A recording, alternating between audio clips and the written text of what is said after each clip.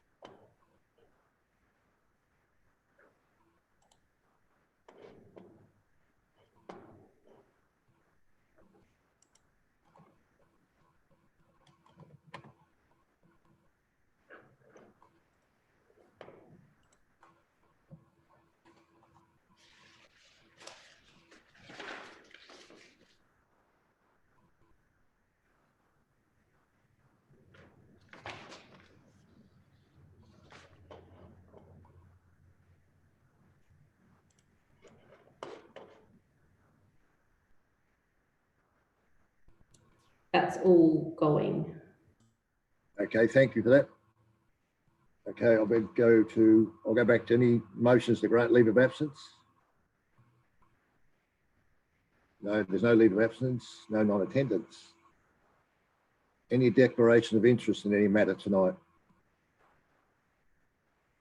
Dave, Councillor Hughes? Yes, 7.1, employee of Department of Water, Environment and Water, but I'll make the declaration. It's 7.1. Thank you. Any other declarations? Okay. Thank you. Confirmation of minutes, the last meeting, please. Councillor Goldstone, you happy to move that? Councillor Hughes, happy to second? You wish to speak, Councillor Goldstone? Any discussion? All those in favour?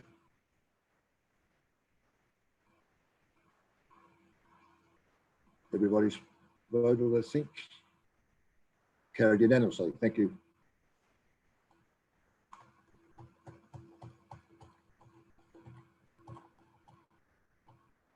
Any business arising from the minutes?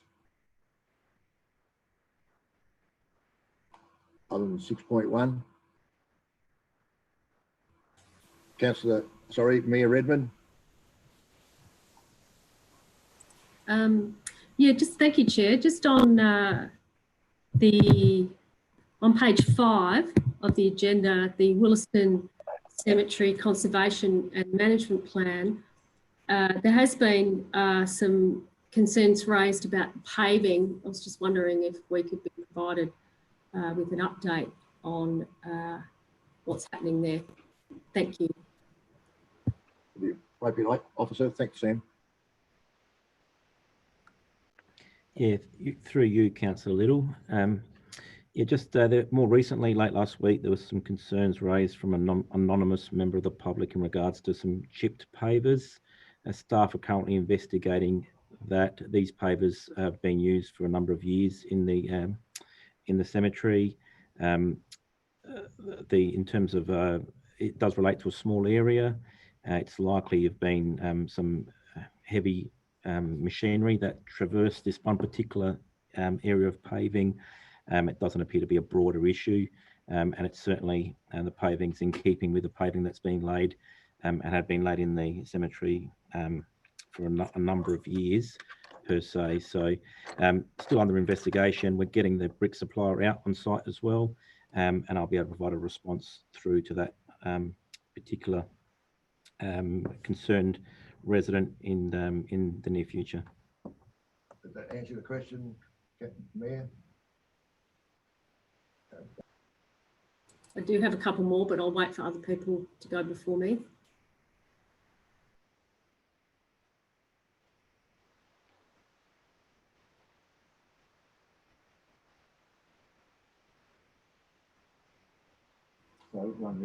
Councillor Goldstone, you're next.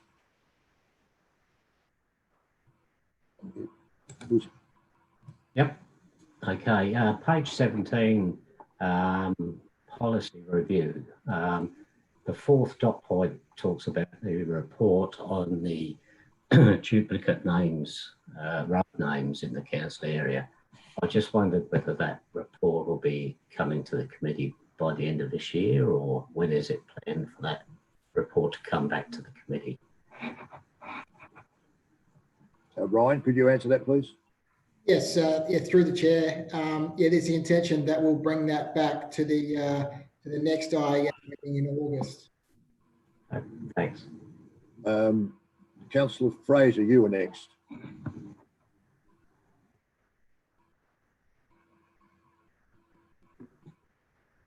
Ooh, gone off again. You've gone off again, Sorry. Councillor. Page 17 of 76, bluestone curbing. It says it was completed and came to the February IES. Why is it still there listed? Should it be?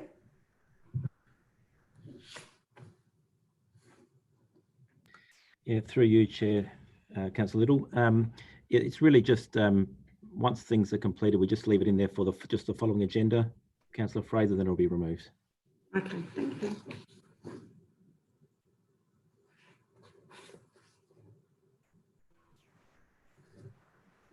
Mayor.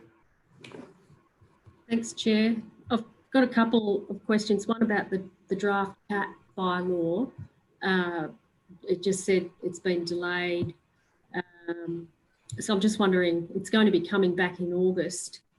If we can have an update on the response from the board, the Dog and Cat Management Board. Any insights into what their response was? Ryan, could you answer that, please? Yeah, through the chair, as the members would be aware, there was some concern originally with the clause 12 of the proposed CAT bylaw, which related to the ability for councils to retain cats. Obviously, the Animal Management Board has come back expressing further concern with that and requiring its removal. So council staff are in the process of considering that amendment and the business case associated with management of cats. So that is planned to come back in August. But as mentioned, has been delayed because the covert response and resources within that regulatory services team. Mayor, you got another question? I do. It's on page 13 around single-use plastics and just what the next step is, given that the government has announced legislative changes. Ryan, again, please. I might just refer that through to Jack Dezanos, who is covering that at the moment, and we'll be able to provide an update.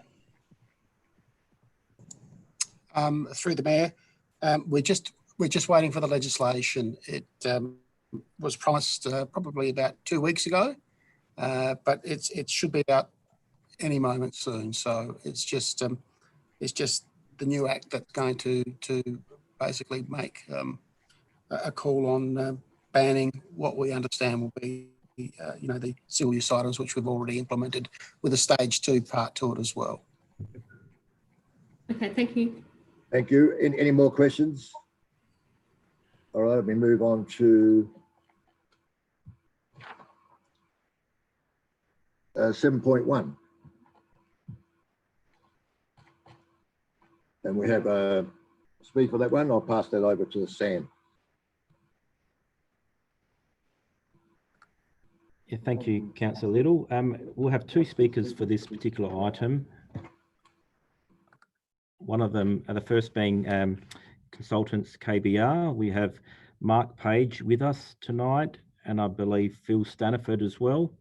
So I'll bring up their presentation, and immediately following their presentation, there'll be a verbal presentation from Anne Moroney from Region Development Australia, Barossa, Adelaide Plains, and Gawler.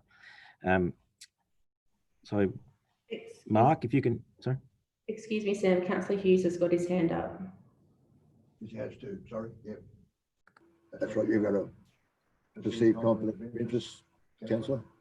Yes, that's right. I'm an employee of the Department of Environment and Water, attached to Natural Resources, Adelaide Mount Lofty Ranges. Yeah, I do have a perceived conflict, but there's no contracts or anything being entered into in this discussion, and it's more of information noting. So I'm quite happy to stay in the room. Well, thank you. So Megan, if you'd be able to stop sharing your screen, and then I can share the presentation.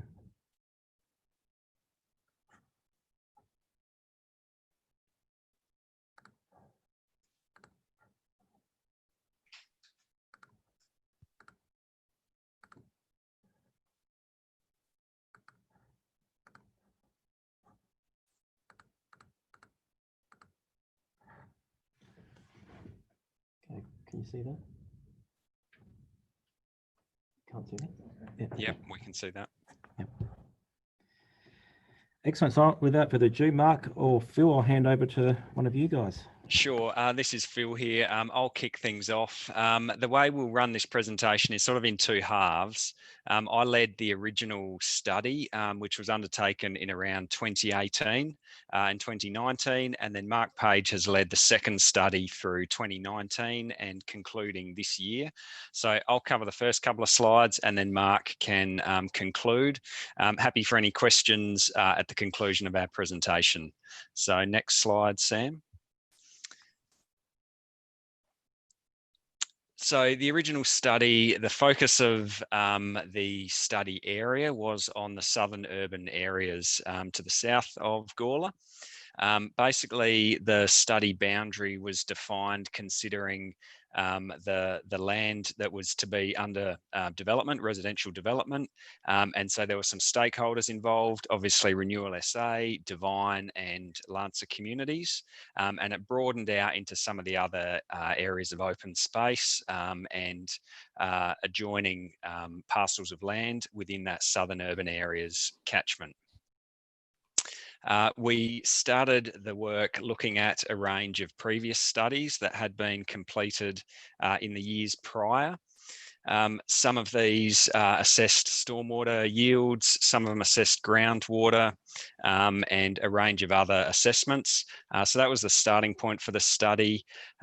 Our objective was to look at likely water demands within this area. So the focus was on identifying non-potable water demands and then identifying sources that could potentially supply those demands.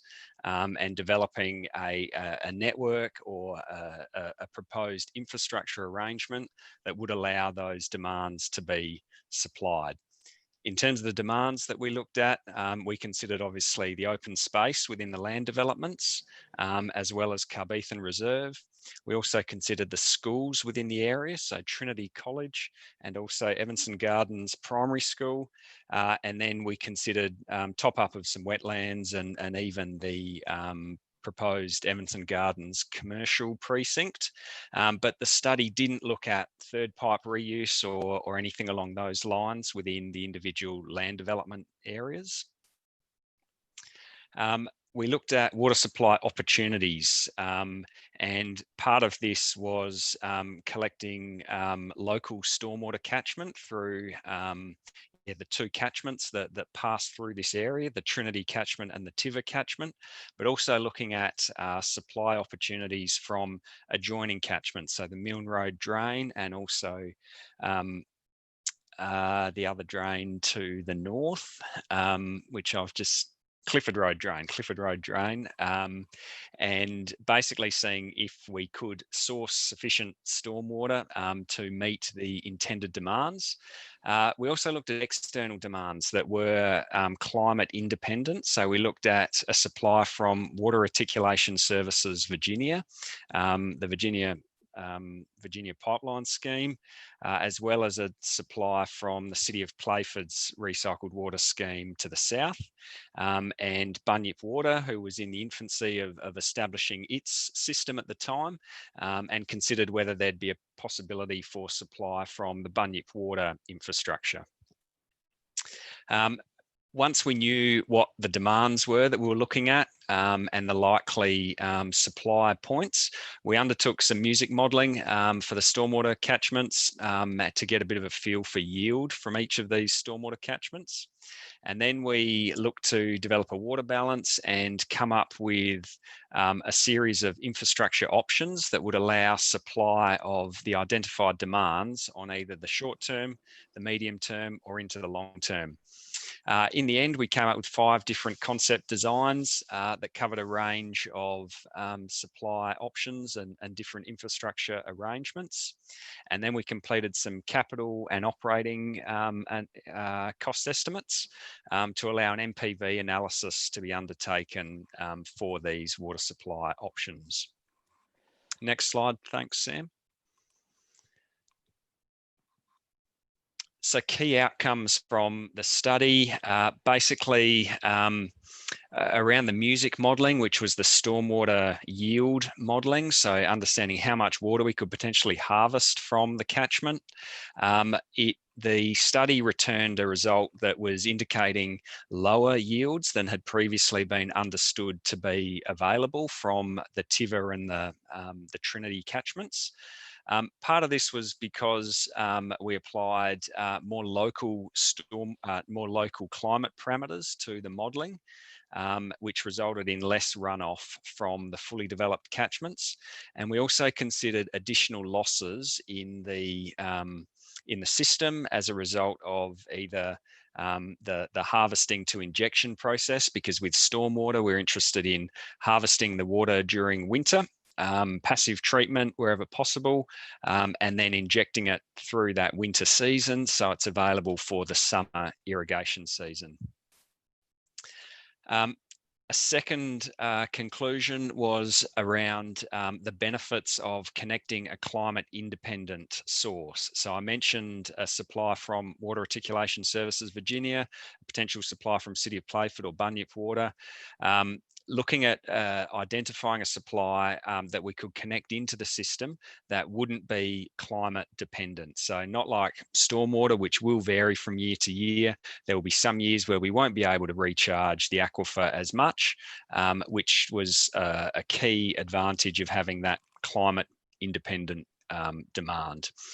It also gave us the ability to increase the volume of recharge water that was available to inject into a MAR well, moving the total volume of that MAR well scheme beyond probably 100 megalitres a year, heading towards a more sustainable and more efficient system for that particular area.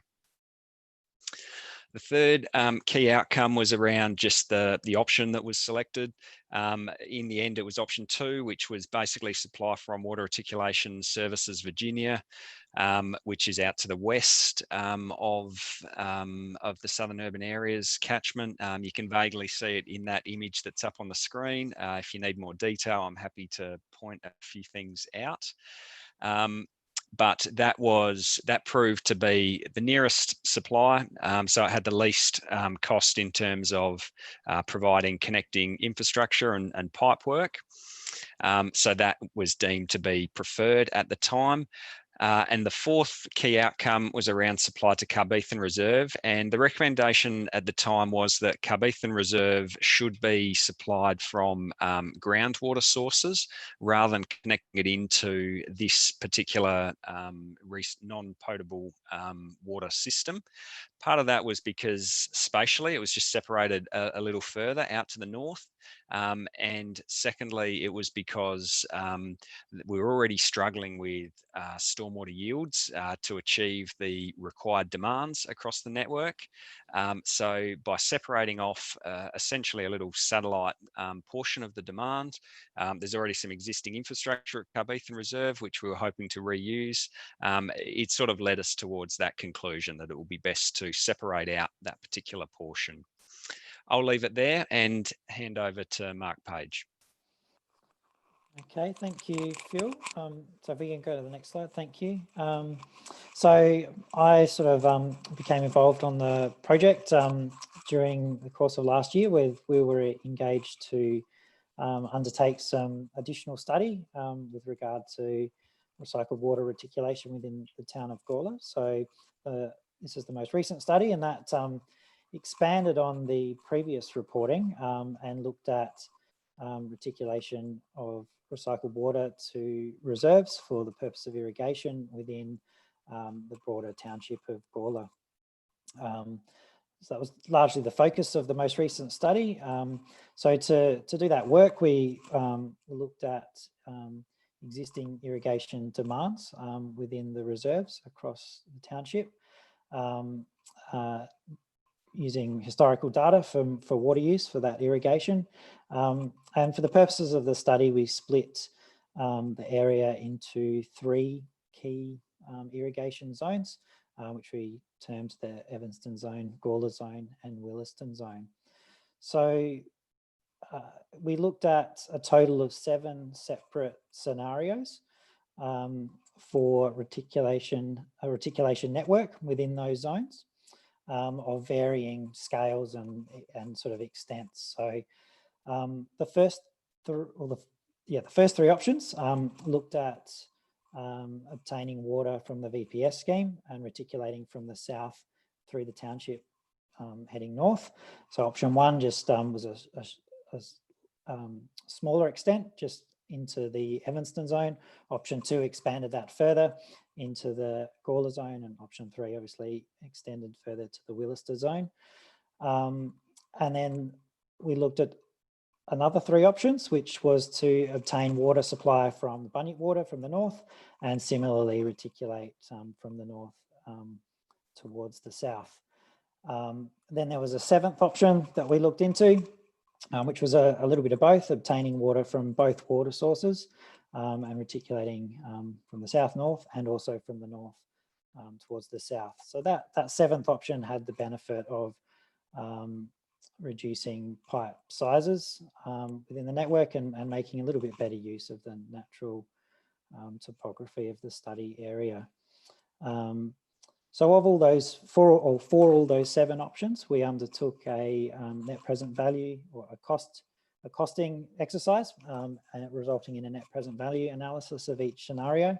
So that's looking at the capital costs to install the infrastructure at the outset, and then the ongoing maintenance and operation and water use costs over the horizon, which did a bit of a sensitivity analysis looking at a 30-year horizon and also a 50-year horizon. The results of all of that, or perhaps if you go to the next slide, please, Sam. So the results of all of that was we found that several of the options were feasible with the assumption that council were able to obtain a significant proportion of external funding to support the capital costs of the systems. So as a result of that, it was recommended that council pursue some grant opportunities. There's a few that I think Ben is across and starting to some groundwork to pursue those sorts of things. There's opportunities with Dew and Pursa to look into. And then depending on the outcomes of that, it was recommended that council undertake an EOI process to look into the opportunities for commercial agreements with third parties to own the assets and own the pipe and pump infrastructure, and that might provide a good outcome for council. And then also similarly reiterating Phil's conclusion from the earlier study was to pursue the groundwater licensing and start to implement the Carbethan Reserve infrastructure and network as a standalone system. So yeah, I think that's probably covers just in a nutshell the work over the last few years between those two studies. So happy to take any questions.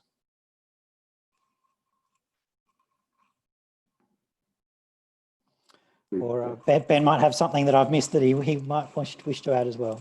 Is there any questions? Councillor Koch. Can you hear me? Am I on? Yep. Yep. Okay. Thanks, fellas, for that. When you're talking about climate independent water, you're talking about recycled water, obviously. Have you looked at the quality of the water and the potential of creating sodic soils?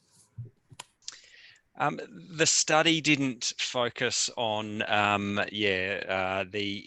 I suppose the import of salinity into these catchments, but the water quality that was considered, so either from the WRSV network or from City of Playford, it's not uncommon that water is used in similar circumstances for the purposes of agriculture.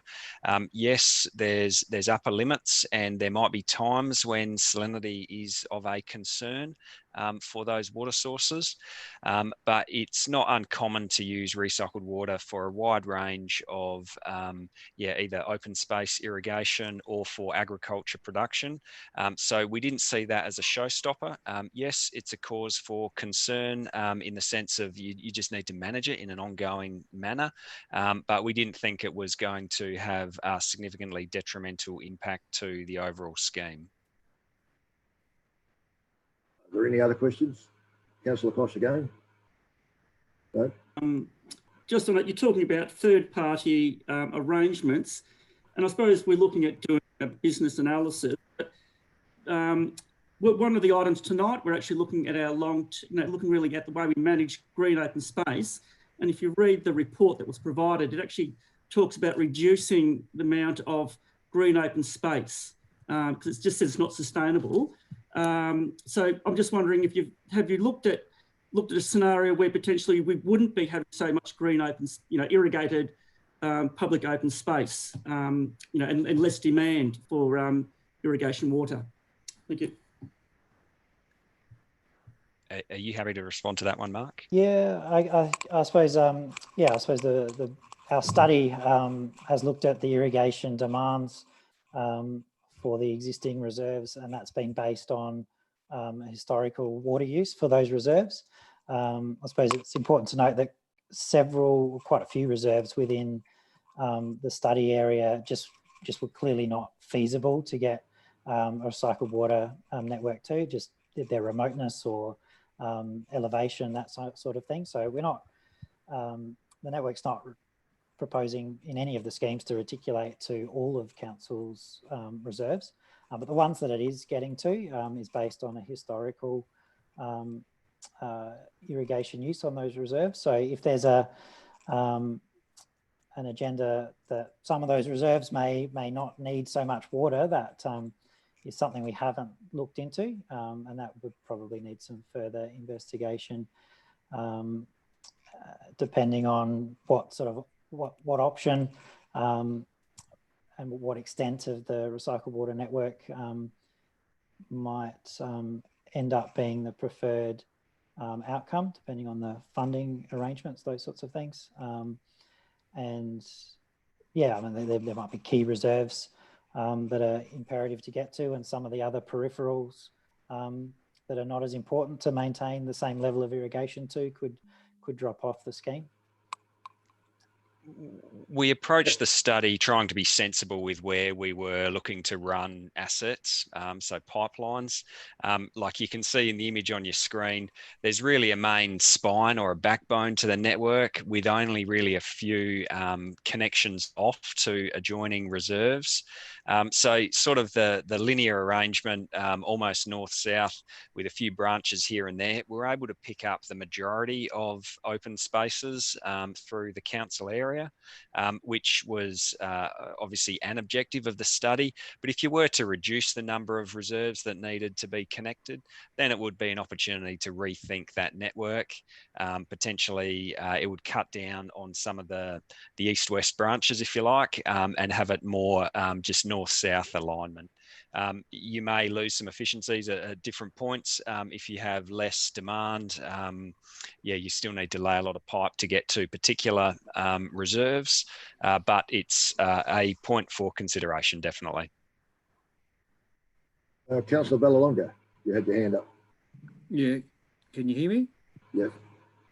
Yeah, about 4 or 5 years ago, there was a lot of talk about irrigation water.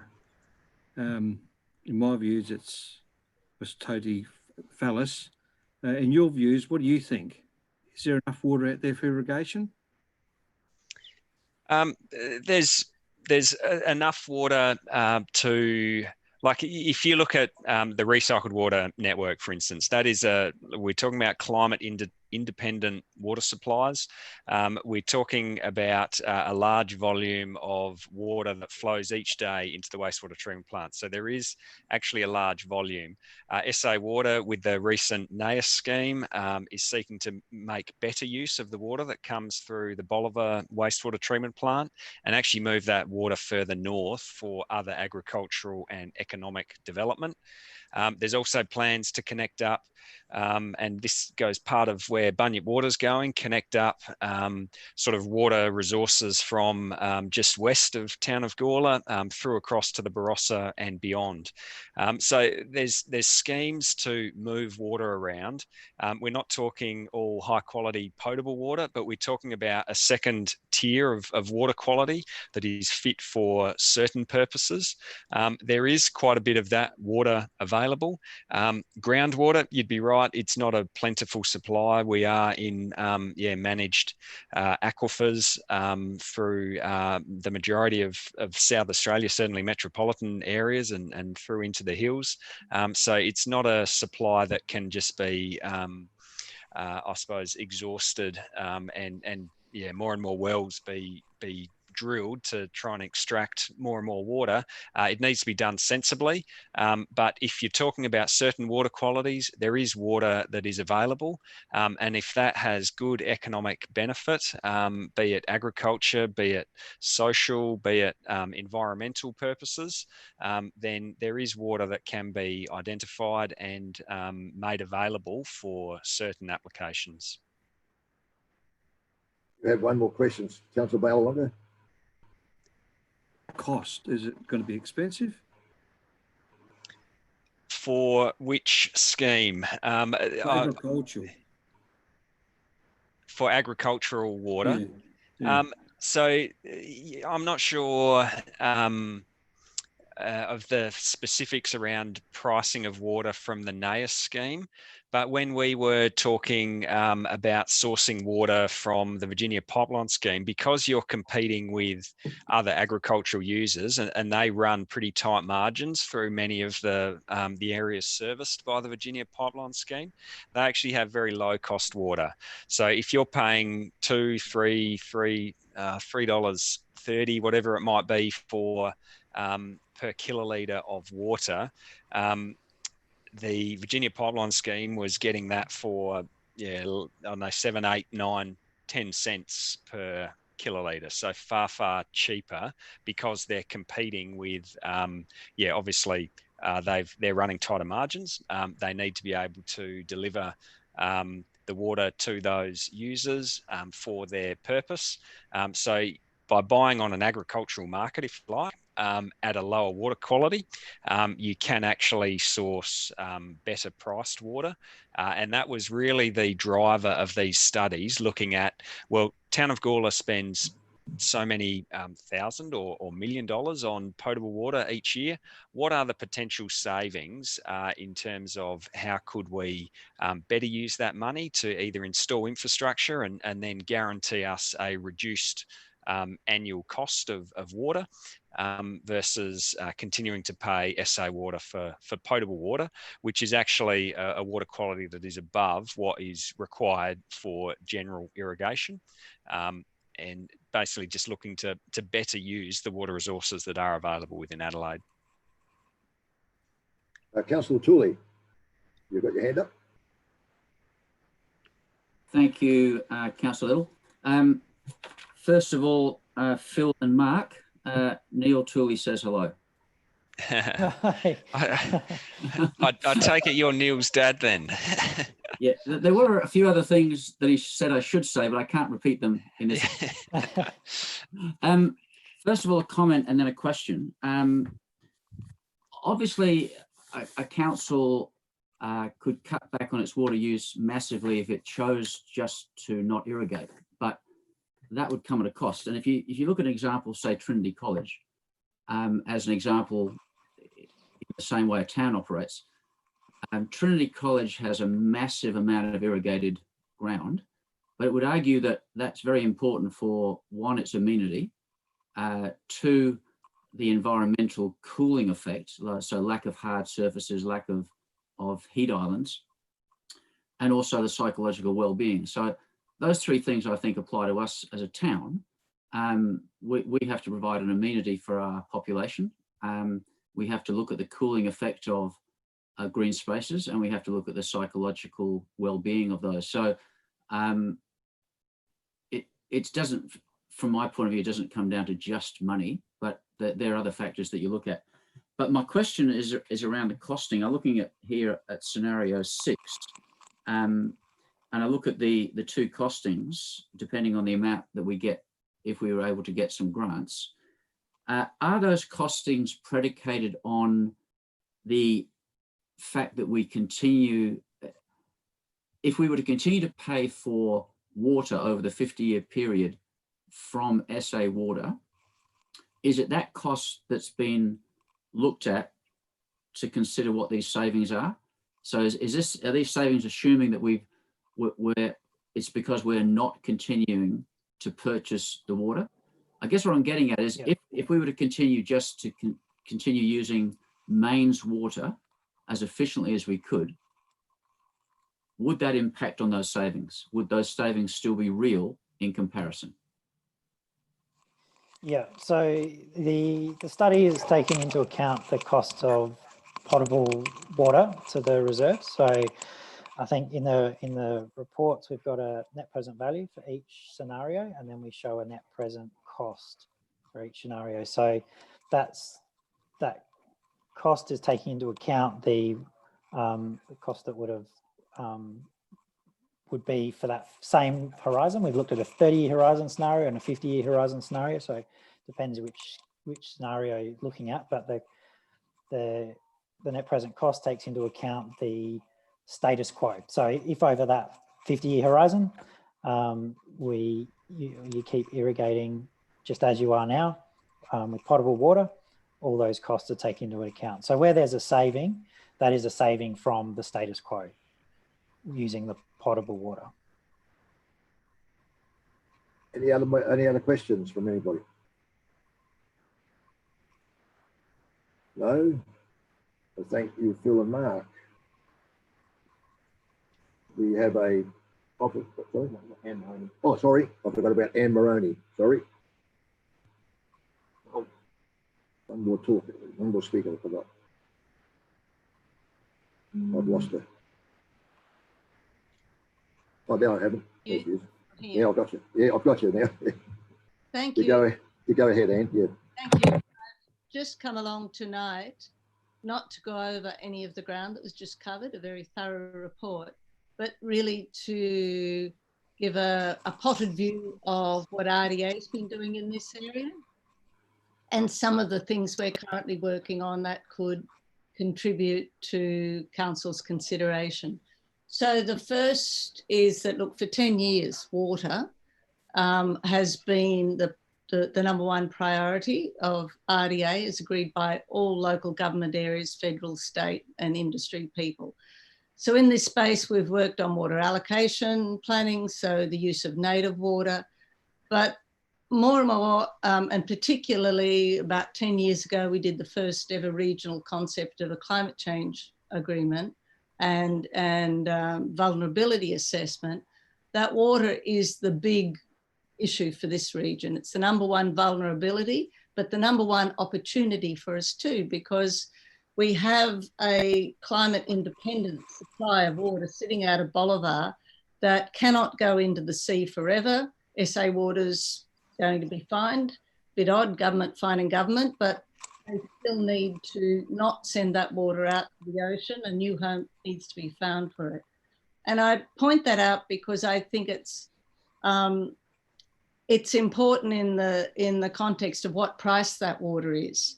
If it's a problem that needs to be found a productive use, an investment or co-investment in it is absolutely a necessary approach by government. And that's not necessarily the case at the moment. So that's a big advocacy piece we're doing around fit for purpose, fit for cost, price of water that enables business to be competitive. Now, as elected members well understand, the role of RDA and the bailiwick, if you like, is economic development and industry. So our focus has been much more on the economic opportunity. But as I pointed out when I was talking to council the other night, you know, people and place is the basis of the economy, that we're not going to attract investment, capital and new opportunity if we don't have a great place to live and, you know, skilled and happy people living here. And so green spaces are absolutely important to economic development, but my focus has been on what industry can use this for. I think it's important to understand that for a lot of the grant funding available for recycled water, industry use is also important to federal and state government. So building in a potential future industry need into the business case, I think is important because it shows that jobs are attached to an investment by state or federal government in terms of getting recycled water distributed. So this is the fourth proposal, wasn't called NAIS before, but shall we say NAIS Mark IV, that I've personally been involved in. The first one had the promise of substantial Commonwealth funding to help bring the water north of the river for agriculture, particularly horticulture, but the private partner dropped out for unrelated reasons. There was another serious matter, but it was difficult to engage government support. The third one was a more private proposal, which probably had legs, but the partner was undercapitalised. And this is the fourth, which came at a good time when the National Water Initiative and the federal government were very interested in taking demand away from the River Murray. And we must remember that SA Water is River Murray water.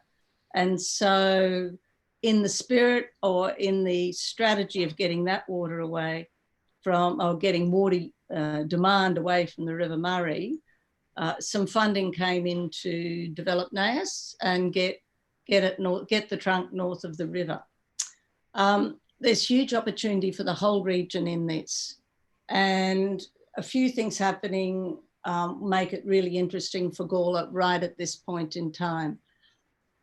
The initial proposal by state government, who was leading the project and still is, was to take water north of the river for horticulture, but price has been a barrier, and the structure of the proposal, which is tell us where you want it and we'll tell you how much it'll cost and whether we can get it to you. And that hasn't quite worked. You know, business needs a bit more uncertainty about a package of infrastructure. If they're going to commit to taking water, they need to know that roads are there, that power's there and all that kind of thing. So for a whole lot of complex reasons, the take up hasn't been as good as it could have been for horticulture. It's growing, but it's a slower burn, I think, than was first expected. The need and the advocacy from not only me, but industry and local government has been that this is a viable alternative supplementary source of water for the Barossa wine industry and places in between, including Gawler, including improved pasture for Broadacre, and in fact, including for the Clare Valley, who's also interested in it. To get water to the wine industry, the quality needs to be a whole lot better than it is now for other agricultural uses. So the opportunity for Gawler, and I note Councillor Koch's concerns about water and the impact, recycled water and the impact on soils, this is very much in focus for the Barossa. So to get water to the Barossa at an appropriate quality is water that Gawler can absolutely be able to use with some confidence. Soils differ, impacts differ, but that water will be treated to a higher quality. The issue is cost.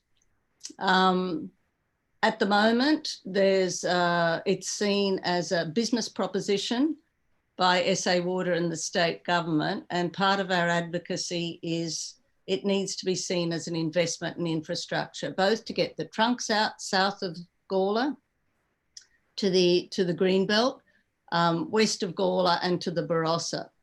That if we can get the trunk lines out and look to the private or public-private partnerships to distribute the water once the trunk's out, then you make a viable case. I noted all the different scenarios and the viability options, and there is absolutely a case for public investment in new industry, but I just would urge elected members not to discount the future need of industry. Nothing drives economic development like leading infrastructure, and whilst it might not be within the budgetary means of Town of Gawler to supply that leading infrastructure, it is a joined up discussion with state, federal, local government, private investment and industry as to how that can happen. But it absolutely can happen. It's something I've been advocating for, RDA has been advocating for many years, in fact, is that a business case will drive an opportunity if we look at it all in a joined up way and not in a single issue way. So what can I add to the discussion tonight? Possibly that the cost at the moment is challenging.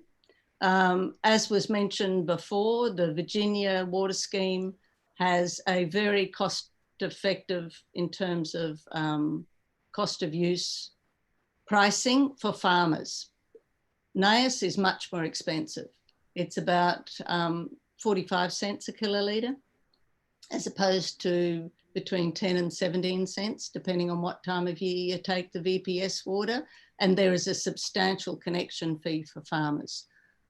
When it's going to be treated to a higher standard to be exported to the Barossa area, it's anticipated there will be a higher cost than that. Still significantly cheaper than SA Water, but if you're developing a business case for take-up, there needs to be some serious consideration about how public-private partnerships get this water over more cost effectively.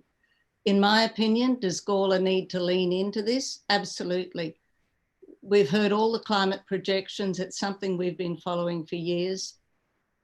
To supply water on an ongoing basis, you need a sustainable supply, and reuse supply from a city water system is absolutely the most sustainable that we can see into the future.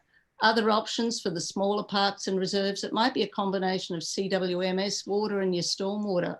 So if that can be shandied and stored somewhere, you might be able to viably water all those reserves or a substantial number of them, or have community come in with, tanks to see, have local communities have a management committee for their part to get the water done. It's a big conversation and beyond what's happening tonight.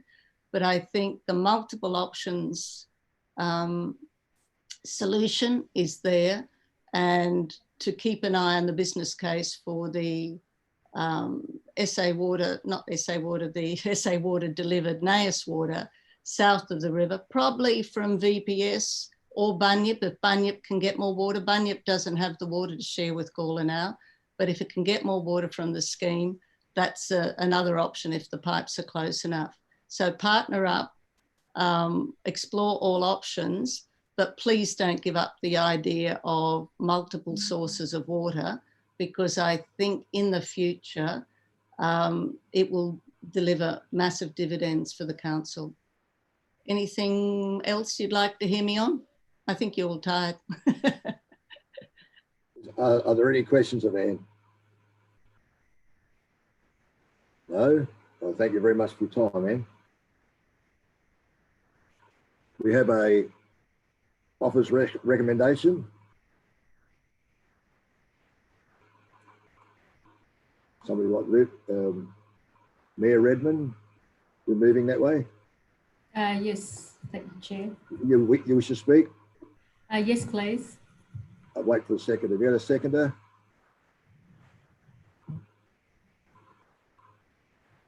Councillor Davies, you happy to second that?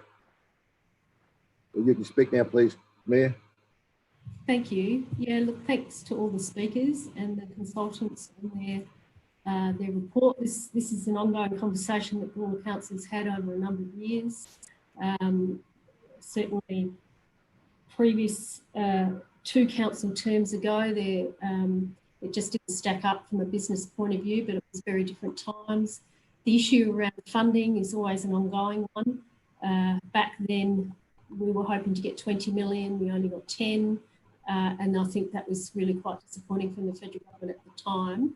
However, you go with the punches, and as Anne rightly said, it is really important that we lean in and keep exploring this opportunity. There's certainly needs to be further information to come back to us, which I'm sure it will. We need to explore what we do with Carbethan and how we manage that. There may well be some challenges around the groundwater and what that looks like. But I think, you know, we really need to get into this space and see where it takes us so that we're well prepared for any opportunities that might arise. Thank you. The seconder wish to speak? No. Any other discussion? Councillor Tooley, you had your hand up. You've got the floor. Councillor Tooley, you're still muted. Am I? No, Okay. now you're right. Okay, I think that was your end, not mine. Yeah, I'm speaking in favour of the motion. 2 reasons. I think that the point that Anne Moroney made, we've known that for a long time, that we've done an awful lot of environmental damage by putting the water from our waste treatment into the ocean. It's had a devastating effect on killing off the seagrasses and destabilising the sand. That's what's now resulted in a lot of the massive problems we've got along the coast with the movement of sand and with the increasing storm surges, an even larger problem. So just dumping it out and treating the ocean like a toilet was always a dumb idea, but it was a cheap one at the time. So a much smarter system. I think, you know, it'd be great if the government and SA Water could bring the price down and make that water even cheaper, but certainly using it for the purposes that we've had in the report from Phil and Mark tonight. Those reserves, they don't need high quality water, potable water, to be effective. And my second point is that I'm a great believer in green open spaces and in greening the environment. And so the more we can do that by putting downward pressure on more expensive, higher quality water, then the better. And I think that's the point that's being made, that it's actually a small investment if you look at the motion to further the cause. And obviously, you know, we've got some pretty good grant writers, and I guess they're going to be looking for every opportunity to write them, because that's where it's going to come down to, the amount of money that we can get. And hopefully, as we come out of COVID, you know, governments are going to be throwing a bit more money at this sort of infrastructure. So that'd be my reasons to add to the voice of others in supporting the motion. Thank you. Councillor Koch. Yeah, look, I'll be supporting the motion, but I just want to again just reiterate my concerns around the quality of the water. You do have an issue with sodic soils and also production. Some of the areas of production that are using recycled water hasn't been the best. And I agree with Anne Moroney about having quality water up into the Barossa and quality. If we can get that, that would be good. Overall, we need to really look at our open spaces, and in the report later on, the IPOS report, it actually talks about a mix of reducing the irrigated lawns, for example, and then having trees and other plants, et cetera, which would put a downward pressure on the demand for actual water. So I'm all for greening our space. I'm an arborist and a horticulturalist, and I love green spaces, but I think we have to be very sensible in the way we use water, because it's not sustainable if we keep on splashing it around on lawns. Yes, anyway, I'll be supporting this motion. Thanks. No. I'll put that motion. All those in favour? Against? Go unanimously. Thank you. Go on to 7.2. Give a talk on this part. So I'll hand the floor over to Graham. Off you go, Graham. Thanks very much. Can you hear me? Yes. Yes, you can. There a conflict if I can. Oh, okay. Sorry, Mayor. Yes. Sorry, it's a perceived conflict as a board member of the LGA. I'll be staying in the room. Thank you. Okay, thank you, Mayor. Okay, Can you tell me what page we're on? You want item 7.2? Yeah, but what page is it? Hold on. Page 38. Page 38, yeah. Thank you, thank you.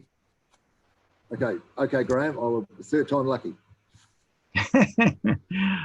Well, thanks to the Mayor and the CEO for bringing this genetically modified crops issue to the attention of Council promptly, so that discussions and if necessary, community consultations can be carried out in what's quite a short time frame.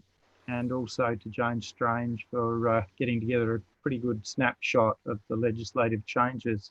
And for those of you, I hope some of you have had some time to look at the background information. They said, I'm sorry, I sent it on the long weekend, but there you go.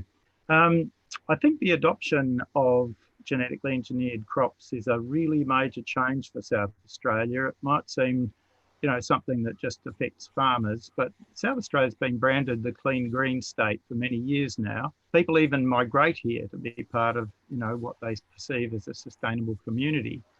A lot of people don't realise that South Australia produces over 40% of Australia's $2.6 billion crop of organic food. And if we survey the community, about 90% of them express a desire not to buy or consume GM food. And quite a lot of them are shocked by the government's move. So this is, it's really a big shift.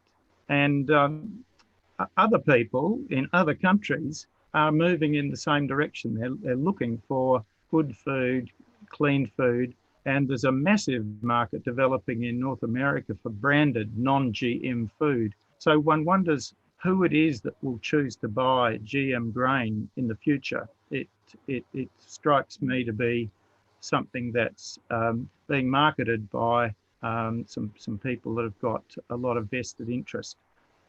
So I think to damage the state's image will go beyond our farmers, and you've got food processors and restaurants, and you could even see tourism affected, I think. So we need to be a bit careful about this whole business. Farmers generally will risk grain contamination through cross-pollination. So little bees and wind can move pollen big distances. And there have already been segregation mistakes where the GM grain gets mixed up with non-GM grain, and there's a big penalty to pay for that. I think then mainland farmers will increasingly miss out on the premiums for non-GM grain that are enjoyed by the Kangaroo Island farmers. They have a group called Kangaroo Island Pure Grain Farmers. And did I say they get a premium? Yeah, they do. And they have for years, usually between about 7 and 10%. When I looked the other day, the premium for non-GM was $100 a tonne for canola, which is a lot of money. And I think that that's the direction that things are going to be heading. The food processors will have a lot of challenges in buying grain or flour or whatever products they need, and to be sure that it's GM free. So these are significant risks to markets and trade. And that is what the government is really fixed on in terms of this issue, markets and trade. Think of dairy farmers whose cows are grazing on a pasture, but oh, damn it, there seems to be some GM stuff in the pasture. Bad luck about that milk. And then you've got your livestock and poultry growers. You know, these are multi-million-dollar industries that will potentially miss out on premium and potentially be, you know, purveying a slightly inferior product. So I think it would be prudent for council to participate in an effort to get believable data on the table. The so-called independent report by Kim Anderson was a shoddy, misleading and backward-looking piece of work. We need to be looking a decade ahead on behalf of our constituents to a lot of green jobs and prosperity, and I think that it would be a good idea for our council to talk to the surrounding councils to form a bit of a consortium and see if we can't sell ourselves as a zone of ecological value and with an approach to community democracy, really, because most of our people don't want this stuff.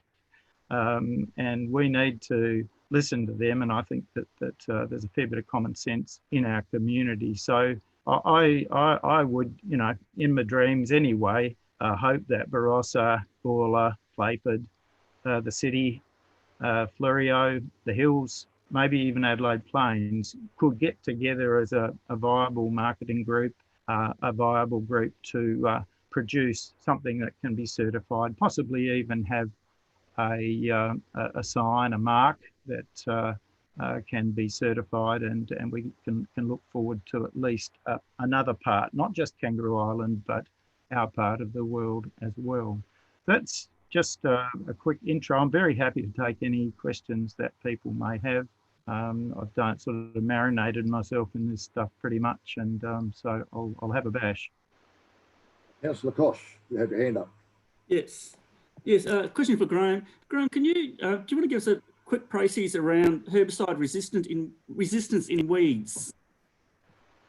Yes, well, I suspect you know, being an arborist, that the more you spray them, the more you actually sort out those that are kind of outliers that have some innate resistance to the herbicide. And with a lot of these genetically engineered crops, they have a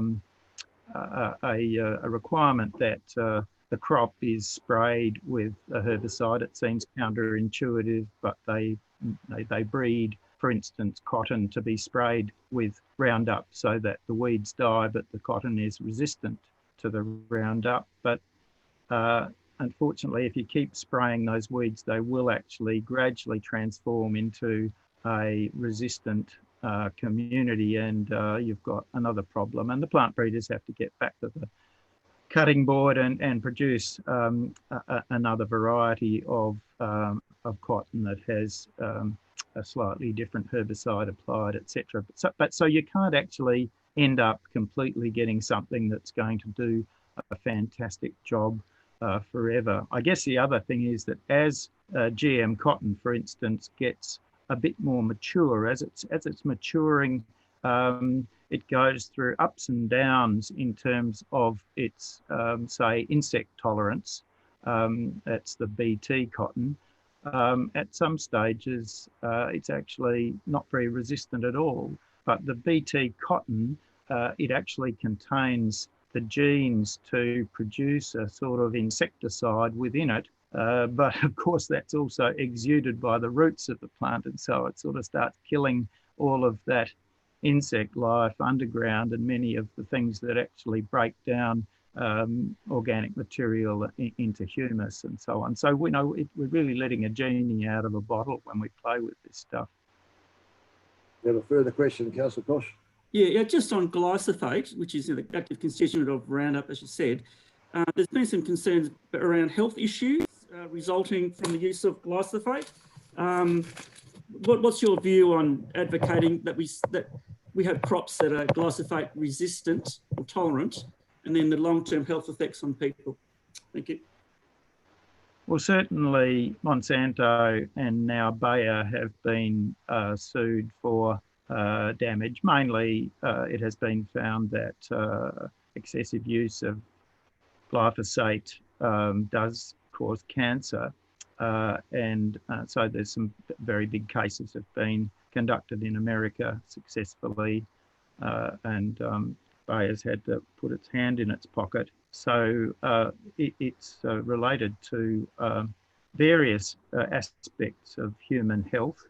It's also been found to be quite dangerous in the environment, where originally when it was put out, it came with the story that as soon as it hit the ground, it was basically neutralised. But I think even in the early days, they actually put an isotope tracer on Roundup sprayed in the Piccadilly Valley, and a couple of days later it turned up in Mount Bold Reservoir. So I hate to be the bearer of bad tidings, but probably most of you have got an amount of glyphosate in your bodies already. It's now completely ubiquitous in the environment, and it's just, I guess, a matter of what sort of a cocktail we want to actually have in the future, and what sort of environment we want to leave for the next generation of Australians. The business of actually building healthy ecosystems, I think, is a way that we need to move farming, and we have the science now to do that. And I think this rather brutal form of gene editing that is being practiced, and is being practiced quite badly. Australia has a bad reputation in terms of the number of trials using this genetic modification, whether it be gene editing or the old genetic modification. That more than half of the actual experiments conducted never actually had approval from the gene technology regulator. So there's the lot of cowboys out there, and it would be prudent, I think, for us to just sit and watch this for 5 years.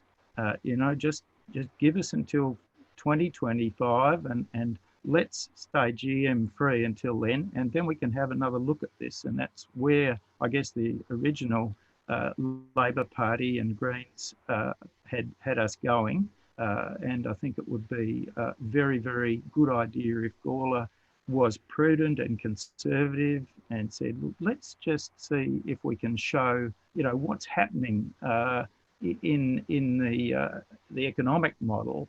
The Anderson report was very backward looking, but I see it as really important that we get a fantastic report by someone who is a really bright, energetic researcher who can tell us where the opportunities for trade and where the markets will be over the next 5 or 10 years. And maybe we need to have a consortium of a few councils that actually funds a decent report, forward looking, and shows that this would be a really good thing to do as an investment in the future and for our kids and so on. Councillor Tooley, you've got your hand up. Yeah, just an observation first, and then I have 2 questions, Councillor Little. First observation regarding the glyphosate, that's a sort of a bit of a red herring in that most of the crops in South Australia, I presume, are already non-GM, but glyphosate is fairly widely used. I know certainly most of the farmers in the lower north and Riverton area and around there, glyphosate is one of their tools, and they're growing non-GM food. So that's a bit of a, I think, a side issue. My question, though, my first question to Graham is, when I read this report, it seems to make a case that there are numerous certified organic producers in Gawler, other than yourself. So you're in the association. Can you tell us who are the other certified organic producers in the Gawler area? No, I can't, and I don't know where you got that idea from. Maybe I did have a chat to, she rang me, and we just had a bit of a chat about the general area of genetic modification. So she may have given that impression. I hadn't noted it myself when I read chemicals floating around in the environment. Out in the farmland, people are less likely to get hurt. And yes, your comment about glyphosate, there's plenty of glyphosate used in agriculture, and it's done over very, very huge areas. But if, let's say, the council is spraying glyphosate again and again and again and again right throughout the year to control weeds in council areas with a built-up population, we can actually end up putting maybe a couple of hundred times the amount of chemical into the environment in that small space, you know, in terms of the density of application. And so it's actually a pretty good idea. And I know that a number of councils have actually principally gone to steam weeding so that they're not reliant upon glyphosate or any of the other herbicides. Yeah, now look, I appreciate that. As I said, this report's not about glyphosate. This report's about GM. And where I'm reading from is 39, page 39, because the officer makes the point on several occasions, and it makes what I think are sweeping statements. It says this: also of note are organic certified producers in the Gawler area, such as the food forest at Hillier, and the possible impact of GMCs on these growers. So when I read that report, one could read it and assume that maybe that's the basis for Gawler trying to get a bit of a niche market. But as you've said, you're the only one. My second question. No, I haven't said I'm the only one. I said I'm not part of a group of growers that meets over a beer or anything like that. No, I didn't ask you that. I asked you if you could name the other organised certified organic growers in Gawler. I thought you would know of them. I don't. No, okay. So I don't know of them either. I noticed that Winterlix is mentioned in this report, but to my knowledge, and I buy my meat from Winterlix, Winterlix does not badge itself as an organic meat producer either. I do buy my flour and milled products from Four Leaf in Tarlee, and I know that they source some of their grains locally, and others they source from around Australia, and they have to come from certified growers, obviously. But it says here in the report that to prosecute your desire that we have, you know, some leverage, it talks about a point of difference from the LGA notes. We should have a precinct which is a point of difference in agriculture. So my question is to you what that might be in Gawler, because I can understand it from the Barossa, it's wine, although not many of the producers are badging themselves organic, and that's because of the way they produce their wine. Organic is a lot more complex to produce. And I understand Kangaroo Island, as you talked about, because it has that unique barrier of the water that it can, you know, keep the pollens from blowing or flying in. But what might you think then could be, if we are going to prosecute this, what might be the precinct argument that would have some weight for Gawler? Well, I think that the previous item on the agenda kind of gave a bit of a hint that Gawler was interested in having more water in its overall land area. And it strikes me that the southern areas of Gawler, this area where I live out to the West Hillier and out towards Dalkeith, it has some beautiful soil. It even has some reasonably good groundwater in some places. It has in fact a massive aquifer under it. But if we had such a pipeline as the speakers to the previous point were making, then it would be great to actually use that agricultural land more intensively, such that we employed more people, we produced more product, we had more of a kind of a salad bowl really right next to Gawler, you know, virtually in Gawler. You would have really great food security, you would have a lot of employment. And if you did have agriculture cheek by cheek with a reasonably urbanized population, then it's a great place for organic or at least sustainable agriculture, where there's a real kind of a minimization of toxins.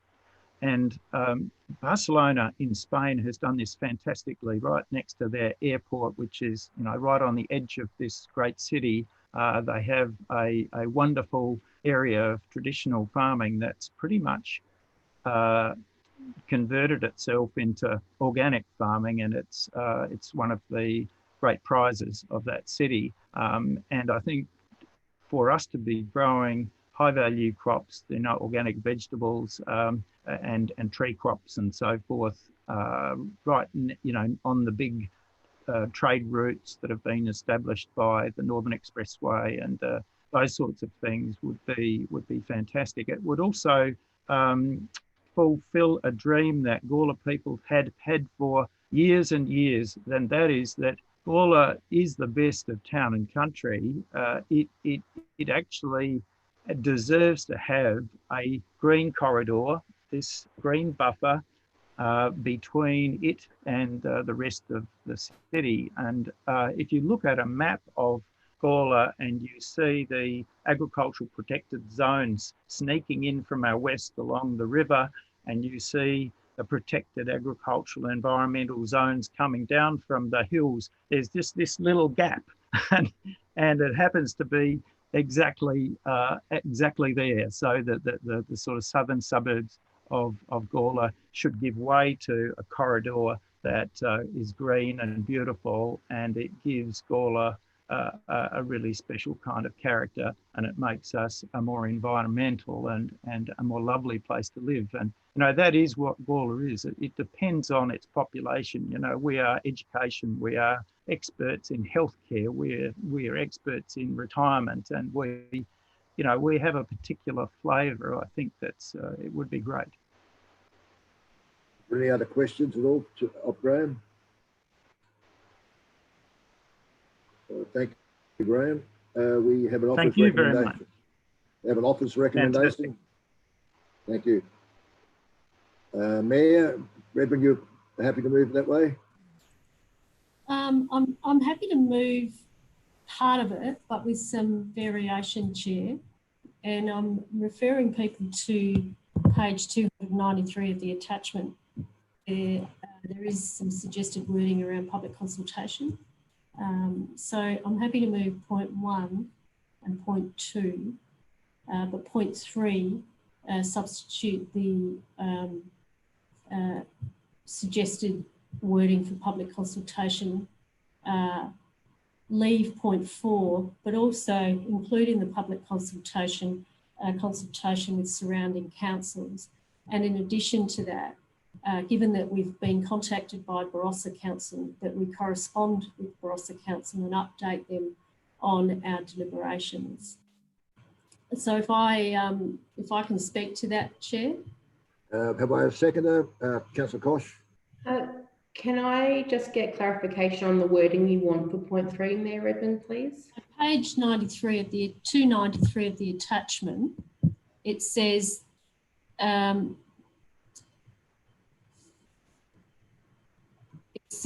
pursuant to section 5A2 of the GM Management Act, the council seeks the views of its community, including persons engaged in primary production activities and food processing in the area of the council, regarding whether or not such an application should be made. and also point 1, I think, to be thorough, and point 3, that we'll conduct our public consultation in accordance with our public consultation policy, which we do have one. So it's really that that suggested wording, which covers off on a proper process for public consultation as it relates to this particular matter. And it gives specific targeted consultation, which then reflects what councils have to do if they're to take any further step after that point. So I think that clarifies that, Megan, does it? Yeah. Have you got that?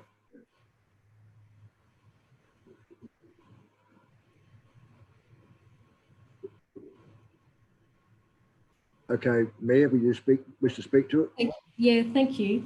Look, firstly, I'd like to thank Graham for coming along this evening. Graham has been an advocate for GM-free South Australia for a long time. I'm not sure how long you've been in business at your property, Graham, but it's been a long, long time, and you've been quite successful as an organic grower, but also as a farmer, and also as a lecturer, a previous ex-lecturer for Roseworthy College, and an educator. So, and a foundation member of Adelaide Farmers Market, I think I have that right. So, and also a passionate Gawler person. And I think that you speak a lot of sense. I think you've provided us with an opportunity to take the next step. We don't have a lot of time. Councils have to have this bedded down by November 2020. There had been a moratorium for a number of years. Graham is right. The Labor Party rolled over effectively, in my humble view, in regard to this, and that is their right. But I think it's disappointing, but it also puts the pressure on councils. And thankfully, we do have some guidance, but effectively, it's up to councils. It's interesting that we do have some interest from Playford, which has a large primary production area. It's quite keen. I haven't spoken to them, but I think we should. I think we should explore what the views of our community is, and particularly people interested in this area. And we should deliberate on that sooner rather than later. Otherwise, it will be very difficult to do anything. I don't think we should sit on our hands. We do have, you know, a business owner like Graham Brookman, who has very strong standing in the community. And I think that my view is that we should proceed with at least public consultation, cross our T's and dot the I's. We certainly should be liaising with Barossa Council, and I take, you know, and our surrounding councils. Now, they may not be interested, that is their right, but I think it gives people an opportunity, gives councils an opportunity to you know, have a say and maybe get an outcome that perhaps hasn't been thought of by the government. And, you know, effectively councils haven't been consulted about this, which is really disappointing. I take Graham's point about the 7 to 10% premium for product. I think that's quite important. Certainly, I think a strong case can be mounted for a market advantage. And what does that look like? Well, I think we'll wait and see. But the first step is community consultation with our stakeholders and our surrounding councils, and see where that takes us. Thank you. Councillor Kosh, you're a seconder. You wish to speak? Councillor Kosh? Yep, unmute. Unmute. Oh. No, you're not now. Unmute yourself. That's it. No. He said a lot that I was going to say, but this issue is quite a vexed issue, I believe, in the community, and we need to ask our community what they feel. Also, I think it's important that we talk to our surrounding councils. I actually quite like the idea of having, you know, a precinct potentially of genetically free area. I think that would be a premium for our town and our area. So I'm quite keen to get some consultation, and the time frame is very short. So I think we need to get onto it straight away. So I'm quite happy to second this motion. Thank you. Any other further discussion? Councillor Tooley. Councillor Tooley, unmute yourself. That's it. Thank you. Okay, am I unmuted now? Yep. Okay. Yep. A question first, Councillor Little. I'm wondering why this recommendation isn't a recommendation to council. I note that all the other reports tonight, recommendations, are reports to council. And my understanding is that when it's a major decision, it should be a recommendation to council. And adding weight to that is the fact that if this is passed, we're authorising the mayor to make some strong delegations. And I would have thought that having the backing of council, which is only a couple of weeks away, rather than just the backing of an IES, gives more weight if this motion does get up. So I think there's two reasons why it should be a recommendation to council. One, because of the size and the nature of the motion, and secondly, to give extra weight to the mayor's cause. So that's my question. Why is this one not? And I think it should be. Yeah, I have the same view. I thought it should be a recommendation to the full council meeting myself. So I'll ask the question of Mr. Innit, please.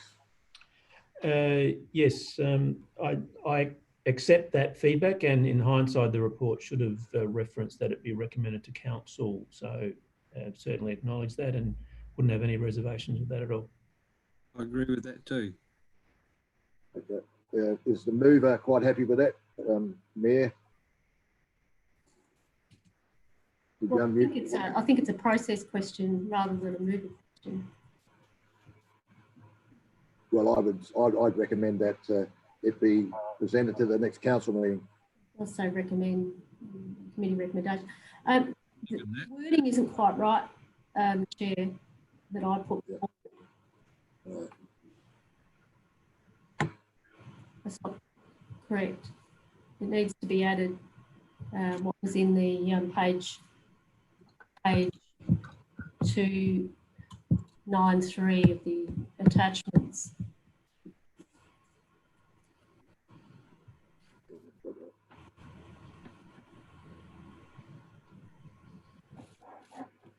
So it will conduct public consultation in accordance with the public consultation policy. Yeah. And it also, point 1, will consider whether to apply.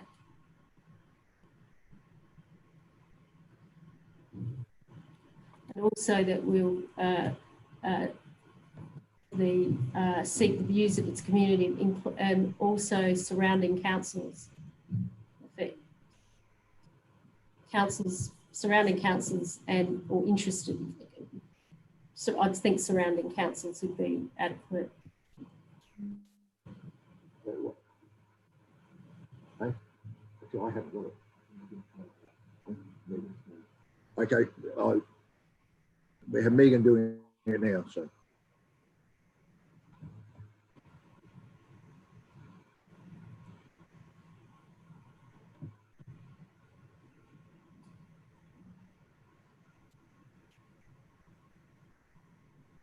I think that's enough, yeah, but you just need to make sure that it's in liaising with surrounding councils.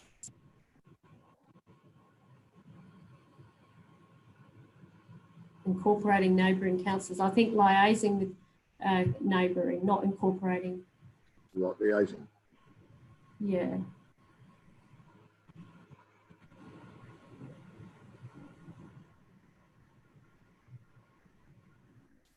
On this matter. On this matter.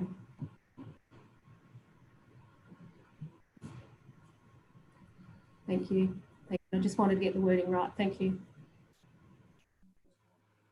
Seconder, happy with that? Councillor Kosh? Hold on. Yeah. You're just talking about the word. Yeah, the wording. So that extra, that first line you're talking about, plus yes. The extra wording. Yes. Yep, that's okay. Yep. The next one, her hand up is Councillor Chuli. Thank you, Councillor Little. You answered my question. I thank the mover and the seconder for adjusting that. But I'm going to support the motion, but I'm on the verge. I almost wasn't going to, not because I'm in favour of GM products. I'm actually not, and I try to source products that are not. But I do think that the horse has bolted, and I think, given that the Labor Party and the Liberals have now supported this, that it's going to be very, very difficult to make any changes. And that's my hesitation. I don't want council to be spending a lot of money and a lot of time on chasing something that is inevitably going to fail, and I think it is. And it's because of that report that was used as the basis for the decision by the government. And also, we've all been around long enough to see so many reports come before the government, so many investigations that's gone on and on and on and on and on. And sadly, I think the battle is lost. And the other point is, and this is where I think the report is misleading, and I'm critical of the report, because when you read it, you could get the impression that there are a number of organic suppliers. That's the way it's written, and that's quite misleading and I think dishonest. I suspected there weren't others. I don't know of any others. I think the report should be honest, but it's trying to make a case that we've got, more than one, and therefore that might be our point of difference. It also, if you read it, it mentions Winterlicks. And I think that's also dishonest, because Winterlicks, to my knowledge, does not badge itself as being an organic producer. It may sell some organic meat, but I don't see it badged that way. So I think the report is misleading in that way. And if I look at the dot points from the LGA that allegedly we're going to be sort of piggybacking on, it says that to make your case, and we see this on page 40, it gives a bit of sort of a guideline. It says, well, you might be able to develop your argument as a precinct, as a point of difference in agriculture. Well, Gawler, I'm struggling to see what that is. We can say the food farm as a business, but I don't know that we have an argument for anything more niche than that. The rural area, you could throw as much water as that as you like. And we've seen that report after report after report after report, that the land holdings aren't big enough and the money's not there to invest in intensive boutique developments. I see Mr. Valonga nodding, because we've talked about this many times with the people of Gawler. It's just not happening. In fact, there's more ruins of attempted, goes at this, and that we're not seeing any new ones growing in there.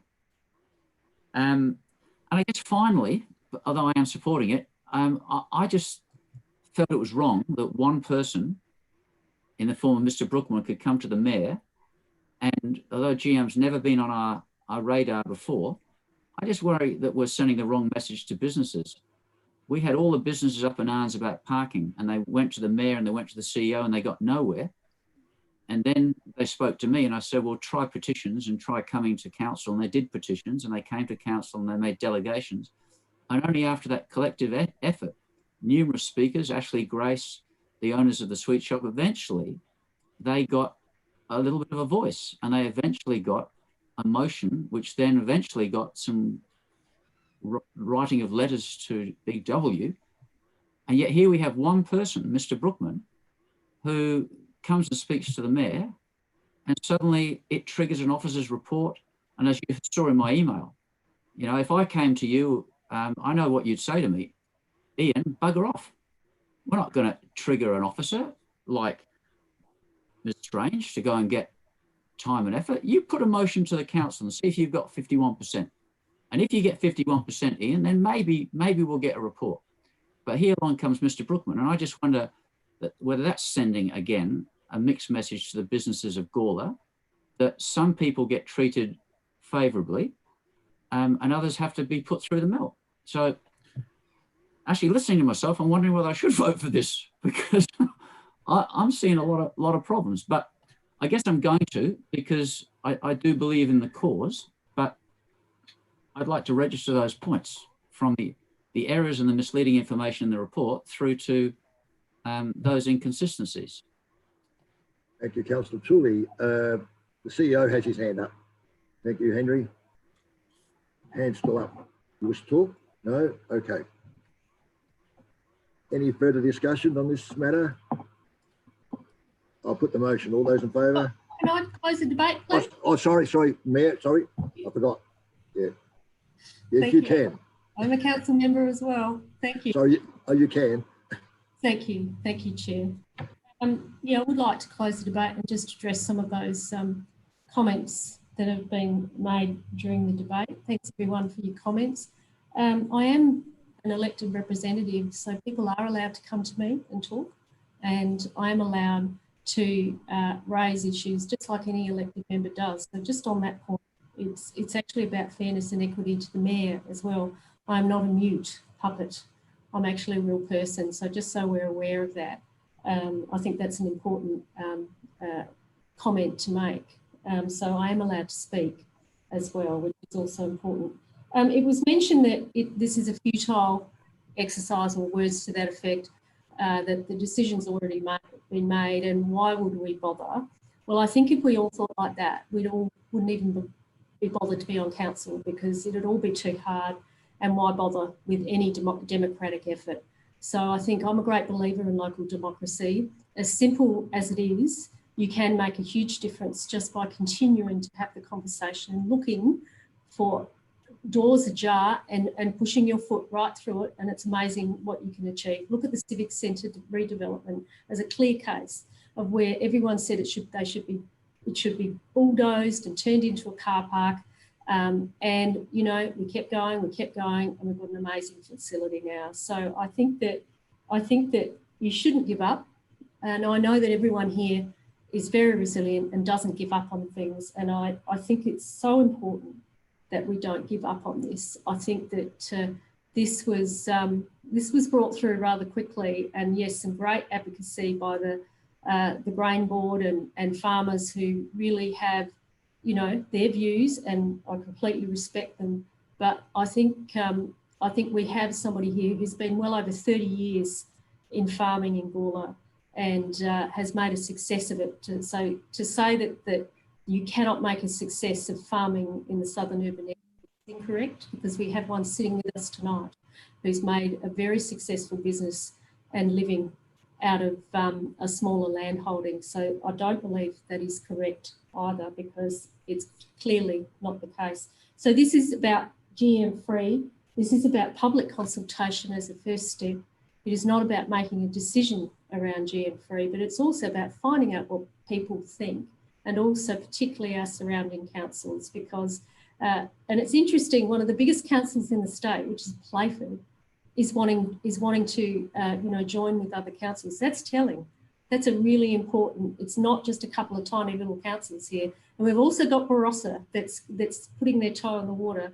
And I suspect Adelaide Hills might be interested as well. So I think that this isn't, you know, this isn't a storm in a teacup. I think that, you know, when you put heads together and have good, strong advocacy, you never know where it might go. So I've always thought that the glass is half full, not half empty. And, you know, I think it's really important that we have this consultation to find out not just what we think about it, but what do others think about it, and what do other producers think in the Gawler area, not just in our town council area, but in our surrounding councils, because there are people that are interested. And I think we would do our own business operators a disservice if we didn't actually go through what is a legitimate process. Thank you. Okay, I think I've got it right now. All those in favour? The motion against? The motion is carried. Thank you. We move on to 7.3, and we have a person to talk, Mr. Jerry Charlton, in relation to this matter. You've got the floor, Jerry. Good evening, everyone, and thanks for making the time. I'm just waiting for the presentation to be put up on. Sorry, the Jerry. screen. Megan, could you stop sharing your screen and I can bring up the presentation? Thank you.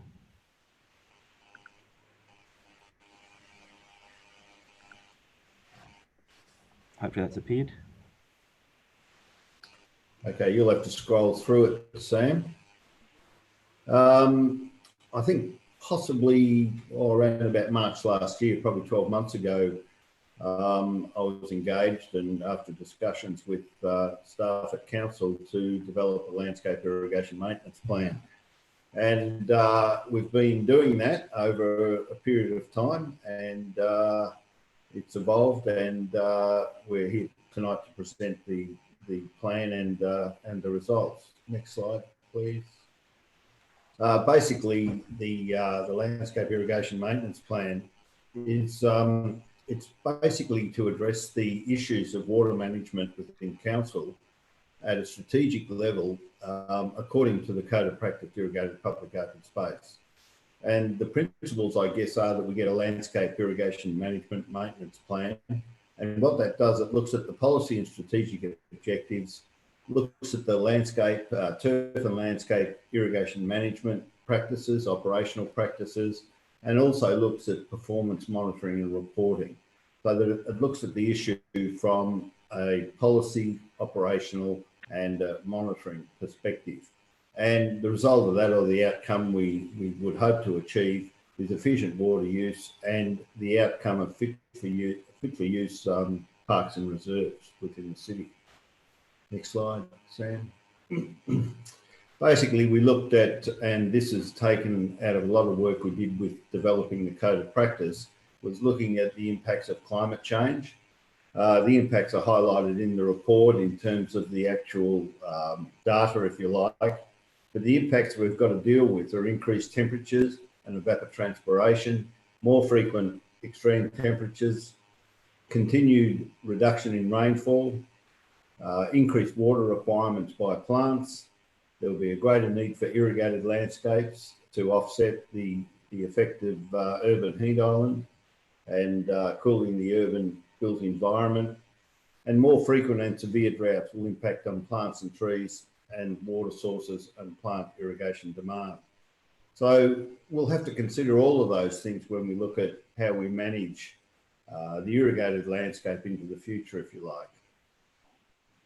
Next, Sam.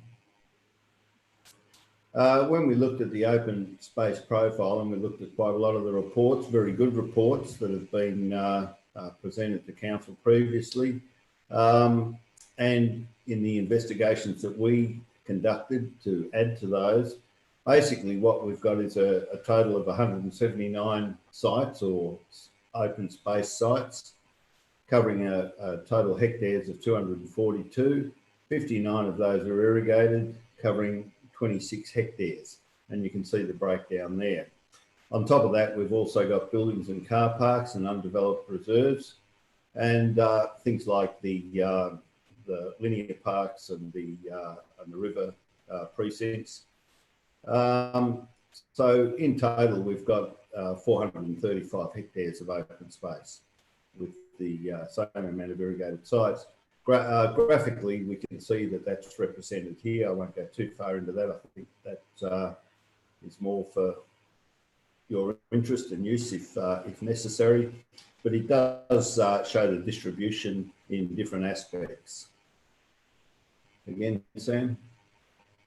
Basically, when we look at the water usage for council, what we've seen we did an investigation of SA Water records. We're able to get annual reports from SA Water back to 2012-13. And you can see there that back then we used 124,622 kilolitres. In 2018-19, the usage was 191,351 kilolitres. The important thing here is that there is an increase, and you can see 2016-17 was the wet year that we had. You'll recall that we had rain all the way through to December, and it had a significant impact on the amount of water used and the amount of water required.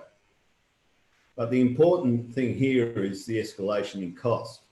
The costs have gone up since I've gone back to 2006 water cost, because that was probably it was in the middle of the drought, and it's when the increases really started. And we were paying $1.09, I think, a kilolitre back then. We're now paying $3.41, which is an increase of about 240%.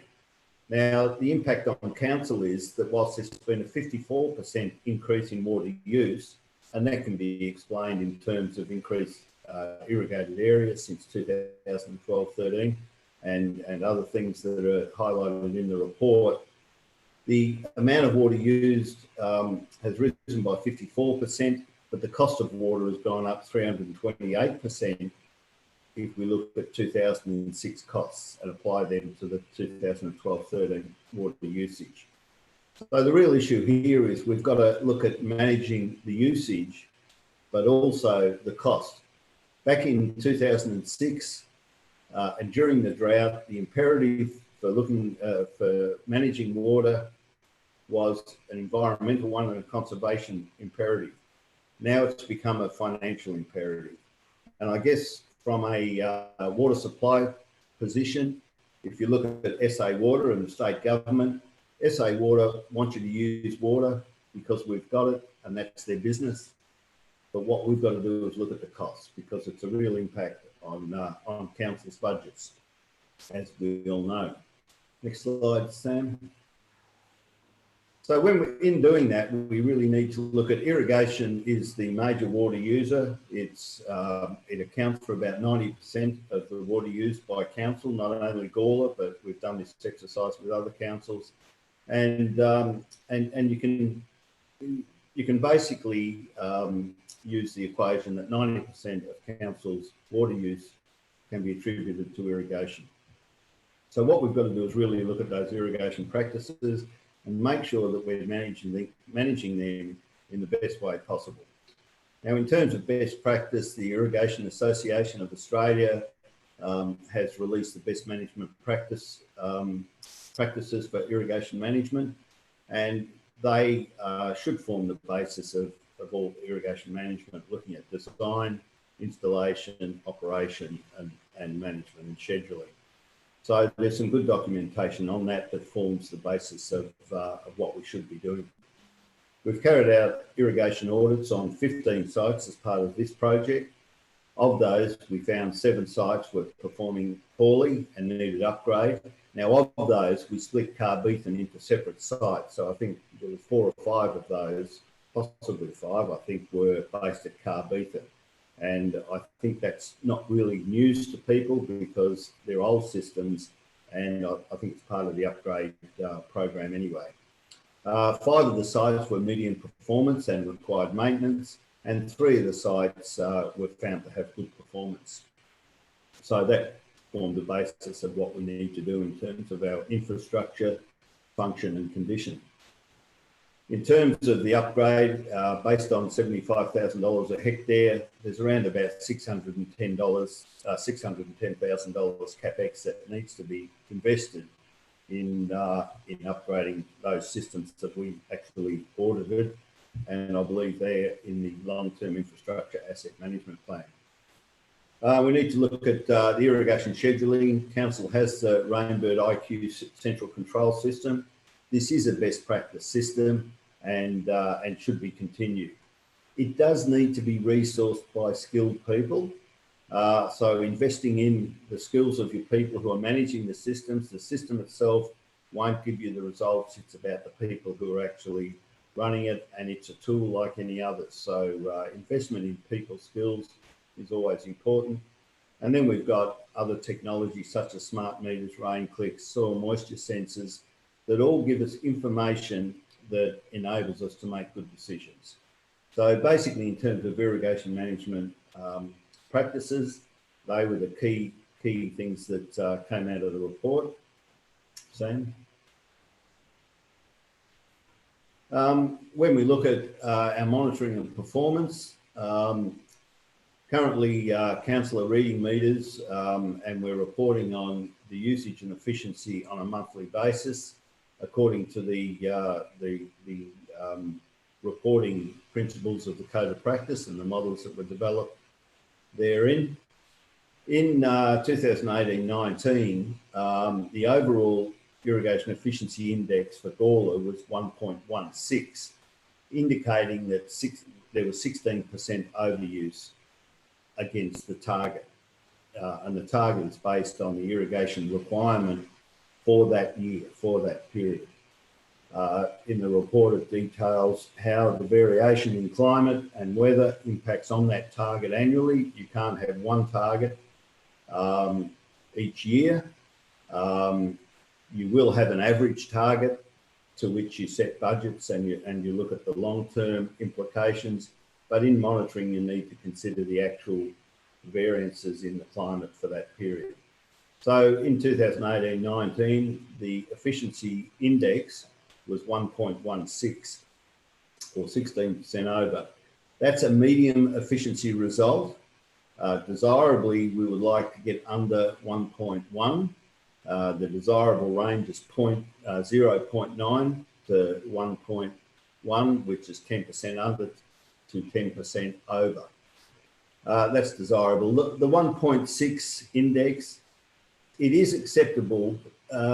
It's obviously, we would like to improve on that, but it's not an unacceptable result.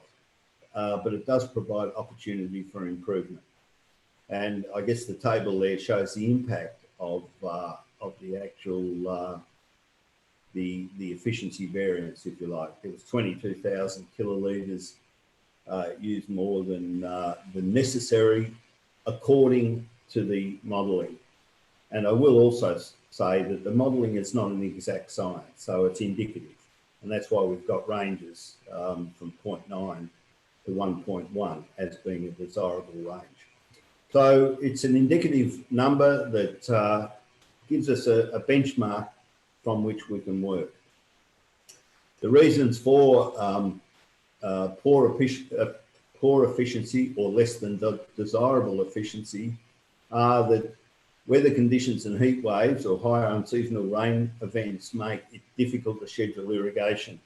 In February this year, we had a high rainfall event. We had a very, very hot, dry December. I think January, it got a bit milder and was sort of more average. And then we got a dump of rain in the first 2 days in February, which really impacts on the requirement. But then you had no rain for the rest of the month. So it's very difficult to be scheduling in that environment when you get those unseasonal events. So that can be an impact on the efficiency.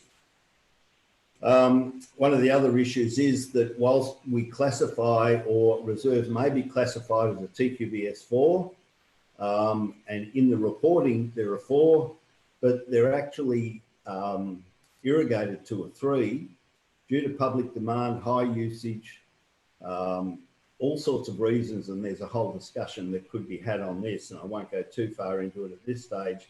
But the fact is that where you've got a high profile reserve, we can classify it as a 4, but really it's being irrigated to a 3, and we need to account for that in our reporting. We also have water leaks and burst pipes. We have uses other than irrigation on the same meter that we don't necessarily differentiate because, you know, oftentimes it's not a great percentage, but it does impact things like public toilets, change rooms and other facilities. And we have poor performing systems that can also impact when we're chasing dry spots. We tend to use more water and that type of thing. Sam? When we look at the reports, and this is taken straight off the SA water data, and we can see that we've got a variation whilst we've got a overall for all sites, and this is only an extract. There were probably, 59 irrigated sites on this report, but for the purposes of the meeting and the presentation, we've just taken an extract. The overall efficiency is 1.16, and you can see the variation in particular sites. And I guess what happens is that we do these reports monthly. So if you can see that we're going over and we're in the red and it's a traffic light system, And if we focus on the sites that are have a red index, which is greater than 30% overuse, if we do that early in the season, we can make adjustments. The thing with managing water is, as we all know, once you've used it, you can't give it back. So it's important to be onto it regularly, and where there is a problem, to deal with that problem as soon as possible. No good looking at it 3 months after the event or having reports coming in every 3 months. They really need to be monthly so that we can see exactly what's happening. So, and at this stage, I guess, you know, reporting could have been better, and it's improved markedly since. But that was the outcome on these on this extract. And basically, the reason these sites have been chosen are they're just in the area size from largest down. So there were others. I think there was a comment Apex Parks is not on there, and it's just off because it just, you know, it wasn't on the selection that we made. But yeah, so that was the outcome for 2018-19. Go to the next one, Sam.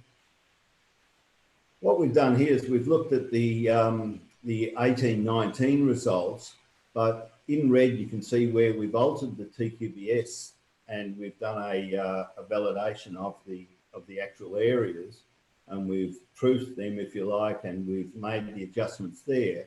And you can see that what was a 1.52 index is down to a 1.21, 1.77. This year we're down to 107. So it's about making sure that the data, and that's the importance of making sure the TQBS is not what we would like, it's what is actually happening. So we're reporting on the reality. And things like, I guess, Clonlea Reserve, it's a very high profile and a decision council has to make, but you know, I guess the expectation of the public is that it's one of the higher profile, high priority community parks. And when you look at that TQBS system, it's labelled as the sports turf, but it's also community parks. There is management discretion on those, and it shouldn't be taken as a rigid rule that if it's not a sports ground, it's got to be passive. So they're guidelines, and there's management discretion that needs to be used. And if it is a high-profile community park, certainly it would be appropriate to have it as a level 3. That doesn't necessarily mean to say that it's maintained from a turf management or a turf maintenance perspective the same as a sports ground, because again, there's a different outcome, and you wouldn't necessarily need to fertilise, to do decompaction work at the same rate. So there is flexibility within that, and it's not a rigid rule. So just because you make it a level 3 doesn't mean you've got to maintain it as a sports ground. It just means that it's a higher water user, if you like, than a level 4. So that table illustrates the difference in the reporting. And as I said before, the reporting is indicative. It's not an exact science, but it is a good recognised benchmark, if you like. Sam, next one. Basically, I won't go through all of these, but these are the recommendations that came out of the report. I guess everyone has had a good look at those, so I won't spend time too much on them, but we can certainly discuss them as necessary. Okay. And the outcome of that, a lot of them don't actually require any additional budget. They're already covered within the recurrent budget, and so a lot of the recommendations can be undertaken by staff. So it's not a cost exercise. It's about a focus exercise in terms of the of what we focus on in the management aspects of it. But basically, from a financial impact, we're looking at the water budget of about 606,000. The capex for irrigation replacement, system replacement, and then you've got your smart your irrigation technology aspects that, if accepted, the total capex would be $643,000. with a ongoing water expense of $606,000. Dan? I guess the actions that, because the report was basically finished towards the end of last year, there have been actions initiated just from a management perspective by staff at council, and we've looked particularly at the 36 sites where there are water meters present that are not in use. We've gone through the irrigation decision support tool evaluation on those, and we've identified 16 sites that are not suitable for irrigation because of various reasons. The land is not suited to it. It's might be part of a linear park or something. And really, as you go through that support tool, that objective evaluation, the functional assessment is such that it's really not worth irrigating. But 20 of the sites have potential. Doesn't mean they have to be, but they have potential for irrigation and need to have more rigorous evaluation.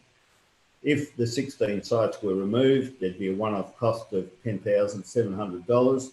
That being it's around about $700 per metre or thereabouts to remove a metre, cost to SA Water, but you'd realise a saving in terms of the water charges of about $5,000 per annum. So there's a 2-year payback on that.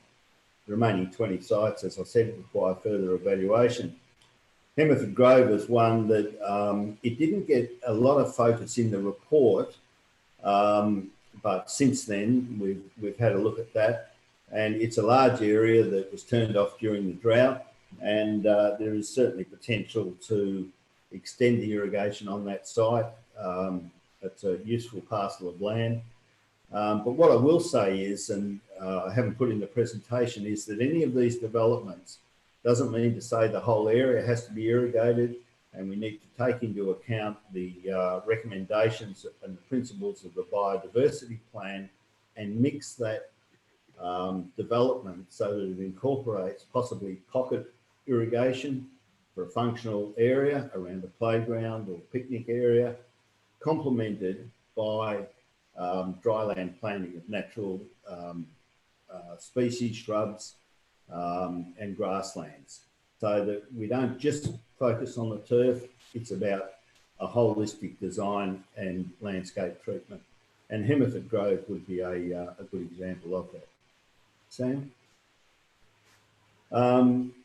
We've looked at investigating the use of technology in terms of the smart meters and soil moisture sensors, and pending council's recommendations, or we could go with those, and also the TPBS classification review. I've shown you what the reporting difference it makes, and if we now said, well, all right, somewhere like Clonglia, for instance, we want that to be irrigated at level 4, I guess the impact there would be that the community have I guess an expectation that high-profile community park will be delivered as it has been. So it would be difficult to then say, no, we're going to drop that down to that level. But, again, that's subject to council's requirements there. And there has been a reallocation of existing staff resources into the irrigation team within the parks area. And so that will give increased capacity to look at the issues and the management principles that we've looked at in the report. And I will say that working with the guys at Gawler on the ground, look, they're very impressive in terms of their motivation, attitude, and their skill levels, but important to keep increasing those. And yeah, I think that's going to make a real impact. Sam, I think that might be it. Have any questions from the councillors? Is that the last slide? Excuse me. Yes, it is, Jerry. That's the last slide. Thanks. So that's basically a rundown of what the report puts to council. Thank you. Councillor Kosh, you got your hand up? Yes, g'day, Jerry. It's been a while. Oh, how are you? Yeah, good, thanks. Good, mate. I was very heartened to read this report when it looked at moving away from, I suppose, large irrigated turf areas and incorporating more tree and native vegetation. And I'm heartened by the comments about having more pocket parks and then surrounded by other vegetation, because we all know about evapotranspiration. And I suppose the first question is, can you give a quick rundown of the difference in evapotranspiration rates between a piece of lawn and a tree, for example, looking at the crop factor, just as a starting point? Well, lawn is a lot higher in terms of its water need. It's a different type of irrigation process in terms of the area. It's a monoculture over a big area, and it has high evapotranspiration. Different species have different requirements.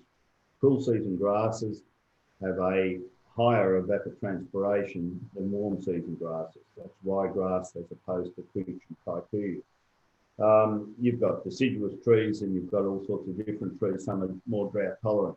But in general, a landscape of indigenous plantings would have a very low evapotranspiration rate as compared to turf. So the principle is that a dryland planting would be more resilient in terms of the impacts of climate change. So without being specific in terms of the crop factors and the evapotranspiration, the evapotranspiration or the water requirement is a lot less than an irrigated turf area. What I will say, Paul, is, and I guess you know my background, and I was manager of parks at Salisbury for 17 years. And I guess being guided by Barry Ormsby and the landscape philosophy there has given me insights into that mixed biodiversity versus the irrigated turf, and looking at the functional benefit being around what you need to achieve the outcome. A playground, I guess during the drought when we were developing the code, we were looking at what's a functional area of turf, and sports grounds obviously are, but just as important are areas around playgrounds for small children to have a ball play area for development. So that functional assessment is something that we really need to have a broad awareness of in terms of what we irrigate and why, because it costs a lot of money. And let's not do more than we need to, but let's make sure we have irrigated areas that are good, that have high function where we need them. So they're the principles, if you like. Any other questions? Councillor Tooley, you got your hand up. Councillor, thank you, Councillor Little. I think you can hear me now. So my question might go to Jerry, or it might go to Sam via you. The report, I think, makes a lot of really sensible recommendations. Certainly, it's identified that there is a lot of waste. For example, you've identified a number of areas that just do not lend themselves to the need for irrigation, and so you're saying things like, well, why even have a meter there? We can save a lot of money. I get that. That makes a lot of sense. I also get that large treed areas, areas with native species makes a lot of sense. I get that. But my question is this to Jerry or Sam: if the layman in the street comes to me as their elected member and says, Ian, if council adopts this plan, will I be losing irrigated turf? I like irrigated turf. I think it has a place in this town. I understand other places like Dead Man's Pass. It's a natural preserve. I'm not expecting to see irrigation there, but I do expect it when I go to Pioneer Park, when I go to Apex Park, when I go to Clonley and the Lime Kiln Park and a number of others. And they say to me, Ian, I bought here for amenity. I find the green spaces healthy. And I used this example before with Trinity College. Trinity College could save a massive amount of money by not irrigating the amount of lawn it has. It has a phenomenal amount of lawn, but it's like a mini example of the town of Gawler. When you put that many people in that school, if you did not have lawned, irrigated soft areas, they would have all of the issues of behavior management to deal with, because it's not having the soft psychological environment of the lawn soft spaces. So that's my question. I need to answer that. Community member comes to me, Ian, if Gawler adopts this plan, am I going to see a lot more native plants, native reserves, but I'm going to see it at the cost of my beautiful lawned areas? Want me to talk to that, Sam? I'm happy to answer that, Jerry. Yep. Through the chair, if that's okay. Yes. Yes. I'll just mute you, Councillor. As it's currently presented, Councillor Tooley, the status quo would remain per se in terms of the extent of irrigated open space. What we would, by implementing the recommendations of this report, we would look to be more efficient in the way we are watering our reserves, but also collecting the data associated with that. And there's a number of technology improvements, some slave meters we're looking to put in place. There's in our long-term infrastructure asset management plan, we've got allocations to replace irrigation systems that are inefficient or end of life. And we have that money in the budget, long-term budget for those replacements. And Pioneer Park is one of those that have been identified, is currently on the 2021 list for renewal as a budget bid. So to answer your question in short, that no change to the current level of service, but looking to be better at the way we manage and the efficiency associated with that irrigation. The biodiversity management plan is all supplementary and is further improvements that we can make around the existing level of irrigated open space. Any other further questions? We have an officer's recommendation. Councillor Shanks, you wish to move that recommendation? Yes. Yeah, sorry, I just had one question. When are we predicting that Springwood will come online and we'll take over the irrigation of those areas in the future? I'll let Mr. Deline answer that. Yes, through you, Chair. We are currently managing sections of Springwood that have already come on board. We do have a 10-year forecasting schedule that we have for all of our land developed areas that we're predicting, and we update that on an annual basis. The extent of open space that will be coming on board would be any of our major developments and also a number of minor developments across the council area, and that's refreshed every year around about October to inform our long-term financial plan and then our forecasts that Paul allocates for the coming 10 years. And that forecast, it was prior to your time on council, Councillor Shanks, that was developed based on this tsunami of open space that was at one point coming before us, based on some understanding of the economic conditions and the level of development and how it would the rate at which it would be handed over to council. Things have cooled a little, and obviously that tsunami has somewhat subsided, but effectively it's still coming, and there are allocations within our long-term financial plan for that those reserves. If you'd like further detail, I can provide it in terms of the quantum of open space, and it's broken up into different categories of open space as well, to irrigated open space to grassed grassy native grasslands. So there is a blend of that space, and there's different costs for managing that space. So what we can do is take that as a question on notice and forward through some further information to let the members, providing the current understanding that what we've allocated for in the 10-year financial plan.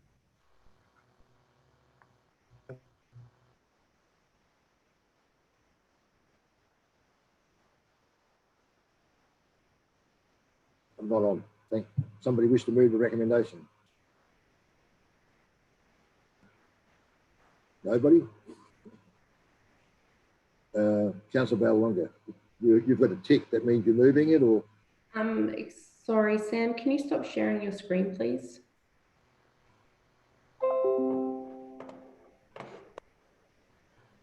Okay, share screen. All right. I've got Councillor Ballawonga with a tick, and I've got a couple of others with their hand up. I'll go to Councillor Ballawonga first. Do you wish to move the motion, Jim?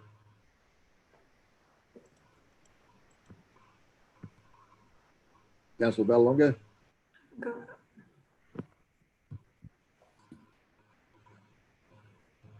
Yes. Speak now. You wish to move the motion, do you? Yeah. Okay. Do I have a second to that? Councillor Kosh, you seconding that? Yes, I am. I'd like to speak to it. Yeah, I'll hold on a minute, Councillor. Councillor Ballawonga, did you wish to speak to that motion? No. No. Okay, Councillor Kosh, you've got the floor. Yeah, look, I'll speak to this motion. I think it's a very good report, and it will move us forward in this area. I'm heartened by the comments that Jerry just made about functional irrigation and a mix of different plantings. The only concern I really have, and it will come to council, and is just on the upgrading the Aspire and Oleander waters. I do note that the Oleander waters irrigation system is, I think it's 1.75 efficiency, so it's actually 75% inefficient, and they're asking for more water. And Aspire, I sort of had questions around whether they are major community spaces. They're actually classed neighbourhood and local, and I just wonder, and also note in the report it talks about open space using as a marketing tool, but that's something we can talk about later on at the council meeting, and I have put some questions into Sam about that, but I'm happy to move this so it moves it on. So that's where I stand. Thank you. Any other discussion? Councillor Shanks, you have your hand up. Councillor Shanks, thank you. Yeah, the way that the report sits, I'm happy to support the way it sits. The only thing that I would ask, and I apologise that this might be a little bit of a back step for previous councillors, but there is a bit of technical information in this that I wouldn't mind getting. I know that we've talked about irrigation in our open space workshops and everything like that, but I don't know if it would be prudent to have a workshop just on the irrigation factor, especially with, I was reading through the report where in our long-term plan, we're going to see a lot more come online. I would love to see the technical best practice simplified and really get into that a bit more. And I do apologise for the councillors that have been across this item for previous terms, but coming in at the tail end, I would just love to see how these efficiencies can be applied on a technical level in when we are talking about future developments, what that actually means. And I know that that's the idea of this report, but I'm just wanting to go a little bit deeper, if that makes sense. Is that a problem, Mr. Delena? No? Okay, it's taken on notice, Councillor. Councillor Goldstone, you have your hand up. Councillor Goldstone, thank you. Yep. Yeah, just a quick comment. As Councillor Tooley mentioned, the issue of amenity is important, and that's why I've been banging on about this beautification program for Gawler. I'm glad also to see point 7 in there with the reserves that are listed in it, and Sam's comment about there being no reduction in service. So I'm quite happy for those reserves to be mentioned, and yeah, I'll support the recommendation. Is there any further discussion from any councillor? Councillor Tooley, you have your hand up. You've had the floor. You're on. Thank you, Councillor. Yeah, I'll be supporting the motion. I think we've done some good work in setting the parameters for our developers. We now system where our staff are authorised to go and work with the developers so that what they come up with is something that we can live with and something that the developer can live with. We know that, if the developer is going to sell land and they're in the business of selling land and growing a development, they must provide amenity. And we've had plenty of feedback from our community that says, you as a councillor, you are not going to touch this.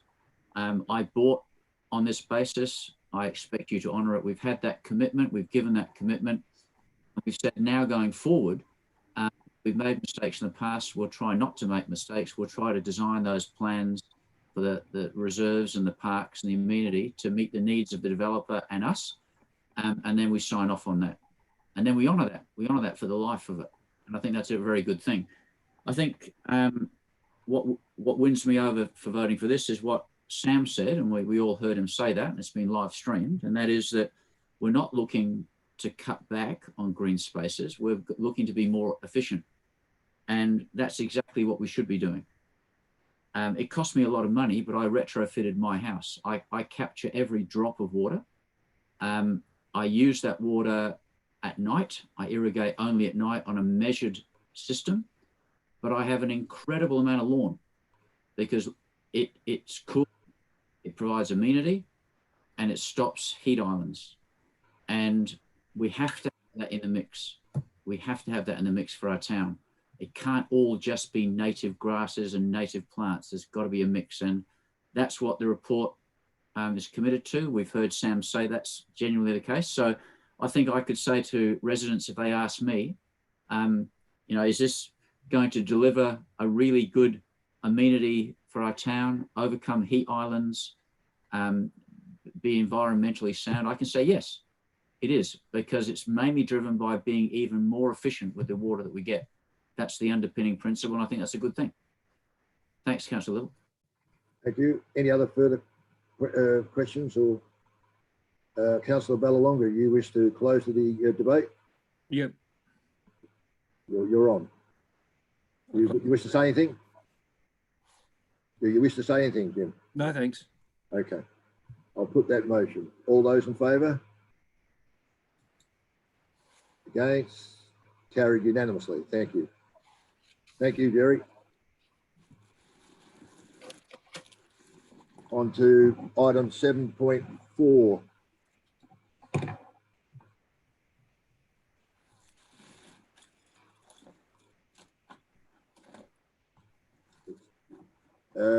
Councillor Tully, you had your hand up first. You wish to speak? I'm happy to move the motion, Councillor.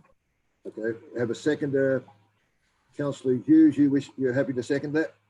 Yes, I am. Councillor Tully, you wish to speak to the motion? Just very brief. Thank you, Councillor Little. Yeah, this is a continuation of, I think, some good work that we've done in moving in this area. You can see by the data that we haven't been overwhelmed to the point that it's become a cost burden. I think we've certainly had a good number of people using the service, and that's what we wanted. We haven't been oversubscribed. I don't think that's a problem. We're perhaps, I think, around about half of what we budgeted for, so that's a really good thing. We can continue to market it. We'd probably see the same sort of level continuing. And I'm really pleased that we recognise that our local company, Eco Waste, is definitely in the mix, because I think, you know, supporting local business like that is really important. So I'm happy to move the motion, and I hope we continue to market it as a council, because I think it's a really valuable service for our town. And I like the two ways we're doing it. We're doing it via the vouchers. We're doing it by the pickup on at the premises, which I think is a good mix. Councillor Hughes, you wish to speak to it as well? Just to say, yeah, it seemed to have fitted the gap. There's still a lot of people using local services or using a trailer going to Edinburgh. So it's worked well, and yeah, just happy to second the motion. Councillor Fraser, you had your hand up. You wish to speak? Yes, I have a question. Can I ask whether dumping has reduced since this has been in or not? I'll leave that to you, Sam. I'm happy to answer that question. Can I just have clarify? I just missed the first half of the question. Has the amount of dumping in the council area reduced since we've had the hard waste collection? Look, I'd have to take that on notice. I don't have those that data in front of me at the moment. I'd have to speak with the regulatory services team in the field to see and do a bit of comparison to this time last year. Okay, thank you. Councillor Kosh, you wish to say something? Councillor Kosh. Yep. Yeah, I've just got a question around the costing. I just wanted this clarified. Does it cost an extra, for example, if you use Eco Waste, an extra $30 to deposit the hard waste as compared to the normal pickup or the normal drop off? And also the normal pickup, it seems to be $12 cheaper. Is that right? No, $22 cheaper. Is that right? Through the chair, that's correct. So just on that, is it cheaper just to not have drop off, just to have all pickup by a big percentage, 20%? On a per service basis, that's correct. Okay, so should we actually be looking at that from a financial point of view, that it's 22% cheaper just for normal to pick it up than for someone to take it to drop it off? Because I would have thought it would be cheaper to drop it off, but obviously it's not. Any comment? Any comment, Mr. Bidey? Sorry. Yeah, I think that's, it's obviously a consideration for council to take into account. And as has been mentioned, obviously it is a local business that we are helping to, as well, that provides a different option for people that want to drop off the waste on a more convenient, because you do have to book in for a service for it to be collected, and there is the scheduled collections that occur on a monthly basis, whereas the drop-off service, I suppose, provides a little bit more flexibility to those that want to take their waste. Yep, thank you. Yep. Councillor Fraser, you've got your hand up again. I have another question. If that's the case, would it be advisable for council when people ring up, they take the trailer to Eco Waste, I was going to say, when people ring up about it, that we encourage them to have Norma pick it up rather than take it to 22% cheaper. It's 22% cheaper. Yeah, but could we encourage people that way? Through the chair, I think that is something that we could do, and I think that the stats represent that 60% of the services that we provided do take up the collection service, but we can further promote that to those that call up if that's the desire of council. Mayor Redmond, you've had your hand up. Yeah, thank you, Chair. Just enjoying the discussion. I actually like the flexibility. I think that residents like the flexibility of having a voucher and also the option of picking up. If you live in a unit, it's actually quite difficult. You don't always have space. It's not out the front of your property, it's out the front of the unit complex, because they won't come in to the unit complex. And then there's the issue of booking in. Sometimes it's 6 weeks, sometimes it's 4 weeks, and you've got to fit in with them rather than a voucher system where you can just take it at your leisure. And I think the flexibility is a really strong point, is a big strong point for people using hard waste. So I'd like to see that flexibility continue. Oh yeah, I didn't. Yes. I think it's a strength of the service. I didn't actually mean for them to cancel the eco waste. I just meant to encourage people the other way. Any other debate on the matter? Councillor Tooley, you wish to close the debate? Oh, okay. He doesn't wish to speak. All those in favour? Against? Carried.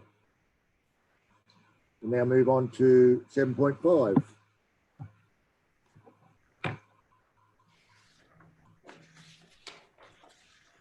We have a officer's recommendation. Mayor Redmond, you wishing to move that way? Yes. Have a seconder, please. Councillor Hughes, you happy to second that? Okay. Mayor, would you wish to speak to the motion? Just briefly, I think, you know, this is part of the role of council. We need policies, and here they are, and let's get on with it. You wish to speak? It's Councillor Hughes? No, that's fine. Any other discussion for anybody? Councillor Tooley, you wish to speak? It's just, I guess, a question and observation. The environment, I'm looking at that on page, in the attachments, 378, it goes to, I think, 380. I just wonder whether the only extra that we've done is put in a point which says addressing climate change as a priority. I just wonder, I think we're a bit of a leader in this, in that we declared the first climate emergency action plan, climate emergency declaration. We're now again leading in the development of a climate emergency action plan, and signed a number of declarations, such as the Lofferton Declaration. We've signed the Australian Climate Emergency Declaration. I think we're going to be invited to participate in Climate Emergency Australia, where we'll be able to tap into a wealth of resources from around the nation as so many councils are moving. I guess what I'm getting to, Councillor Little, is should we be making a more stronger point in this environment policy because of our commitment and because we've got runs on the board, rather than just that one small addition? Just a point, don't you think that our motion we put through last council is sufficient to show the rest of the councillors we are very sincere in that regard? Oh yeah, no, I don't doubt that. It's just that because we're reviewing these policy statements every 2 years, therefore people will come to this statement, and you look at all the top points and it talks about sustainability and the things that have been there for a long time. But we have, in the last 2 years, made some significantly strong moves. And so I'm just, I guess I'm putting that question to Mr. Viney, whether he thinks that perhaps we could be adding a couple of stronger dot points just to this policy as a policy statement. Mr. Viney, you wish to answer that?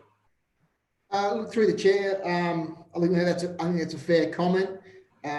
We have, as a council, moved some significant things.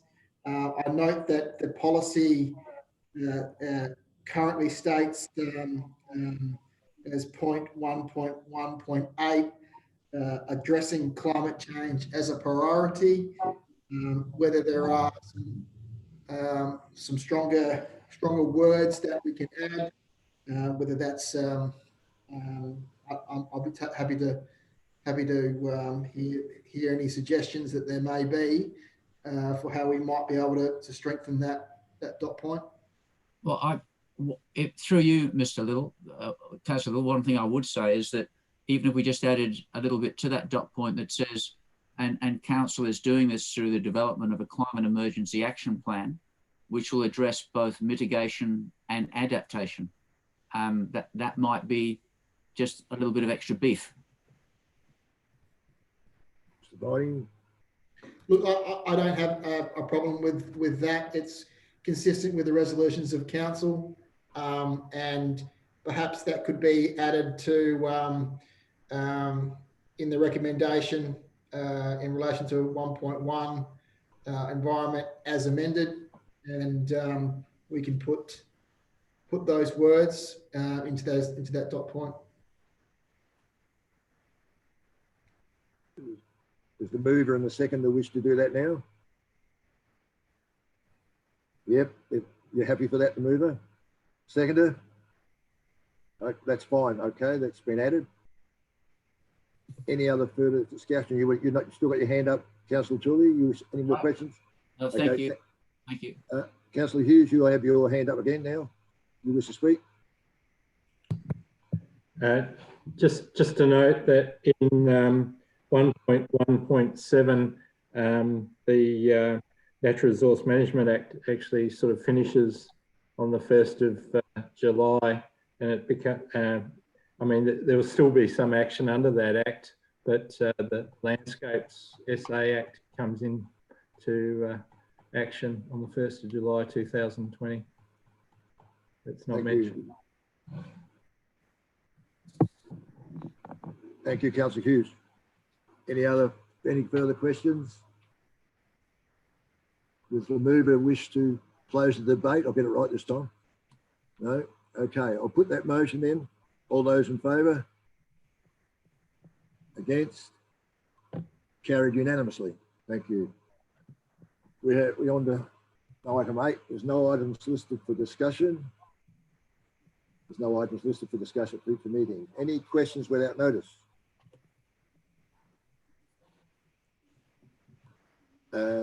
Councillor Bellalonger, you have your hand up. Now, right now. Go for it. Councillor Bellalonger, if you take your hand down. I know, Councillor Bellalonger, you have a question without notice? You're still muted. Sorry. My life story. Yeah, here we go. You're right. Yeah. I like to ask without notice. My wife forced me to go to Gawler Green the other day. I forbid to go because it's a disgusting and terrible traffic hazard. Anyway, as I was coming out, I noticed there's no turn left with care coming out of Tulloch Road, turning left into Gawler. Is it possible for the council to investigate for that to be put there? Because there was many opportunities I had safely. I could have turned left, but I had to wait there. There's no turn with turn left with care there, and I think it should be there. Take that question on notice. I can provide a response in the sense that was a subject of some debate at the time the design was presented to the council a couple of years ago now. It is Department of Transport's policy position that they remove those turn left with care because of the safety hazards, that particularly as it relates to interface with pedestrians and vehicles.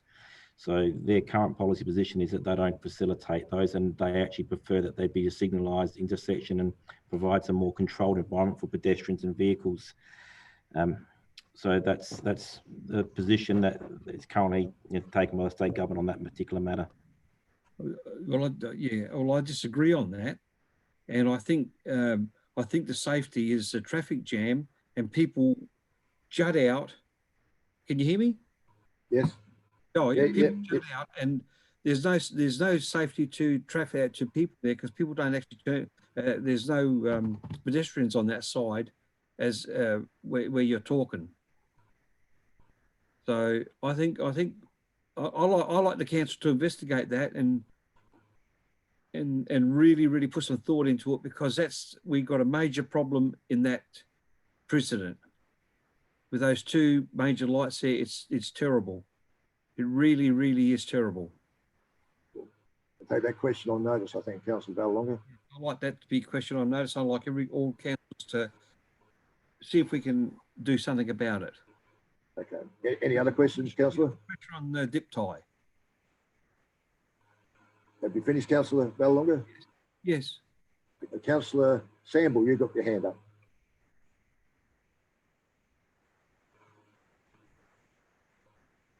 Still muted. It's not coming off. Can't hear you, Brian. Now you're right. Yeah, now you're right. Yeah, just a question maybe to Mr. Delina, if I may. I'm not sure why, but in our letterbox we received a letter to us, and after talking to people in Melaleuca Drive, only one other person in Melaleuca Drive got the letter. It's from the State Commission Assessment Panel, and just read a couple of words. Proposed development, we are going to remove 47 regular trees and 40 significant trees. And then it goes on, and maps have been sent to us about extending Melaleuca Drive and all this sort of stuff and so forth. I'm just wondering, have you heard about all these papers that are being sent out, but not to everybody? Are you aware of it from the State Commission assessment panel to do with Springwood development nominees? Mr. Bonnie, you answer that, please. Yeah, that's through me. Yeah, look, just to give you an update, Springwood have lodged a variation to their land division application that was approved earlier this year. Obviously, you're all aware that Springwood lodged with the State Commissioner with SCAP and was approved by the State Commission. They've lodged a variation to that. It's only a minor nature that caused a re-advertisement of that development application, which went to those properties directly abutting the Springwood development. So that's why it only would have been notified to one or two of those people in Melaleuca Drive and not the whole road. Any further questions, Councillor Sample? No, doesn't matter. It's just that I just can't understand. Am I coming through or not? Yes, you're right. Yeah, I just can't understand why does it come to me and one other in the street when there's 7 houses and it says it goes all the way up to Phillips Avenue. I'm just not sure. But anyway, okay, I think Ryan, you've answered the question, yes, but I'm just quite stunned because we're so green in Gawler, but 47 regulated trees and 40 significant trees, I mean, I haven't got much faith in trees anyway, but that sounds to be a lot of trees. Thank you. Okay. Mayor Redmond, you've had your hand up, please. Yeah, you're on. Yeah, just a quick further question around Councillor Ballalonga's question. I previously asked a question around those turn left with care and was told that Deputy said it's illegal, yet they're putting them in all over Adelaide, I can tell you. There's one going in now on Port Road and Cheltenham Parade, a massive one. So I'm with Councillor Ballalonga. Can we ask that question and find out why we can't get them in Gawler? Thank you, Mayor. Any other questions without notice? You still got your hand up, Mayor? You finished or? Any motions without notice? Okay, thank you. I close the meeting. Next ordinary meeting will be on Tuesday, the 11th of August, 2020. Thank you for your attendance.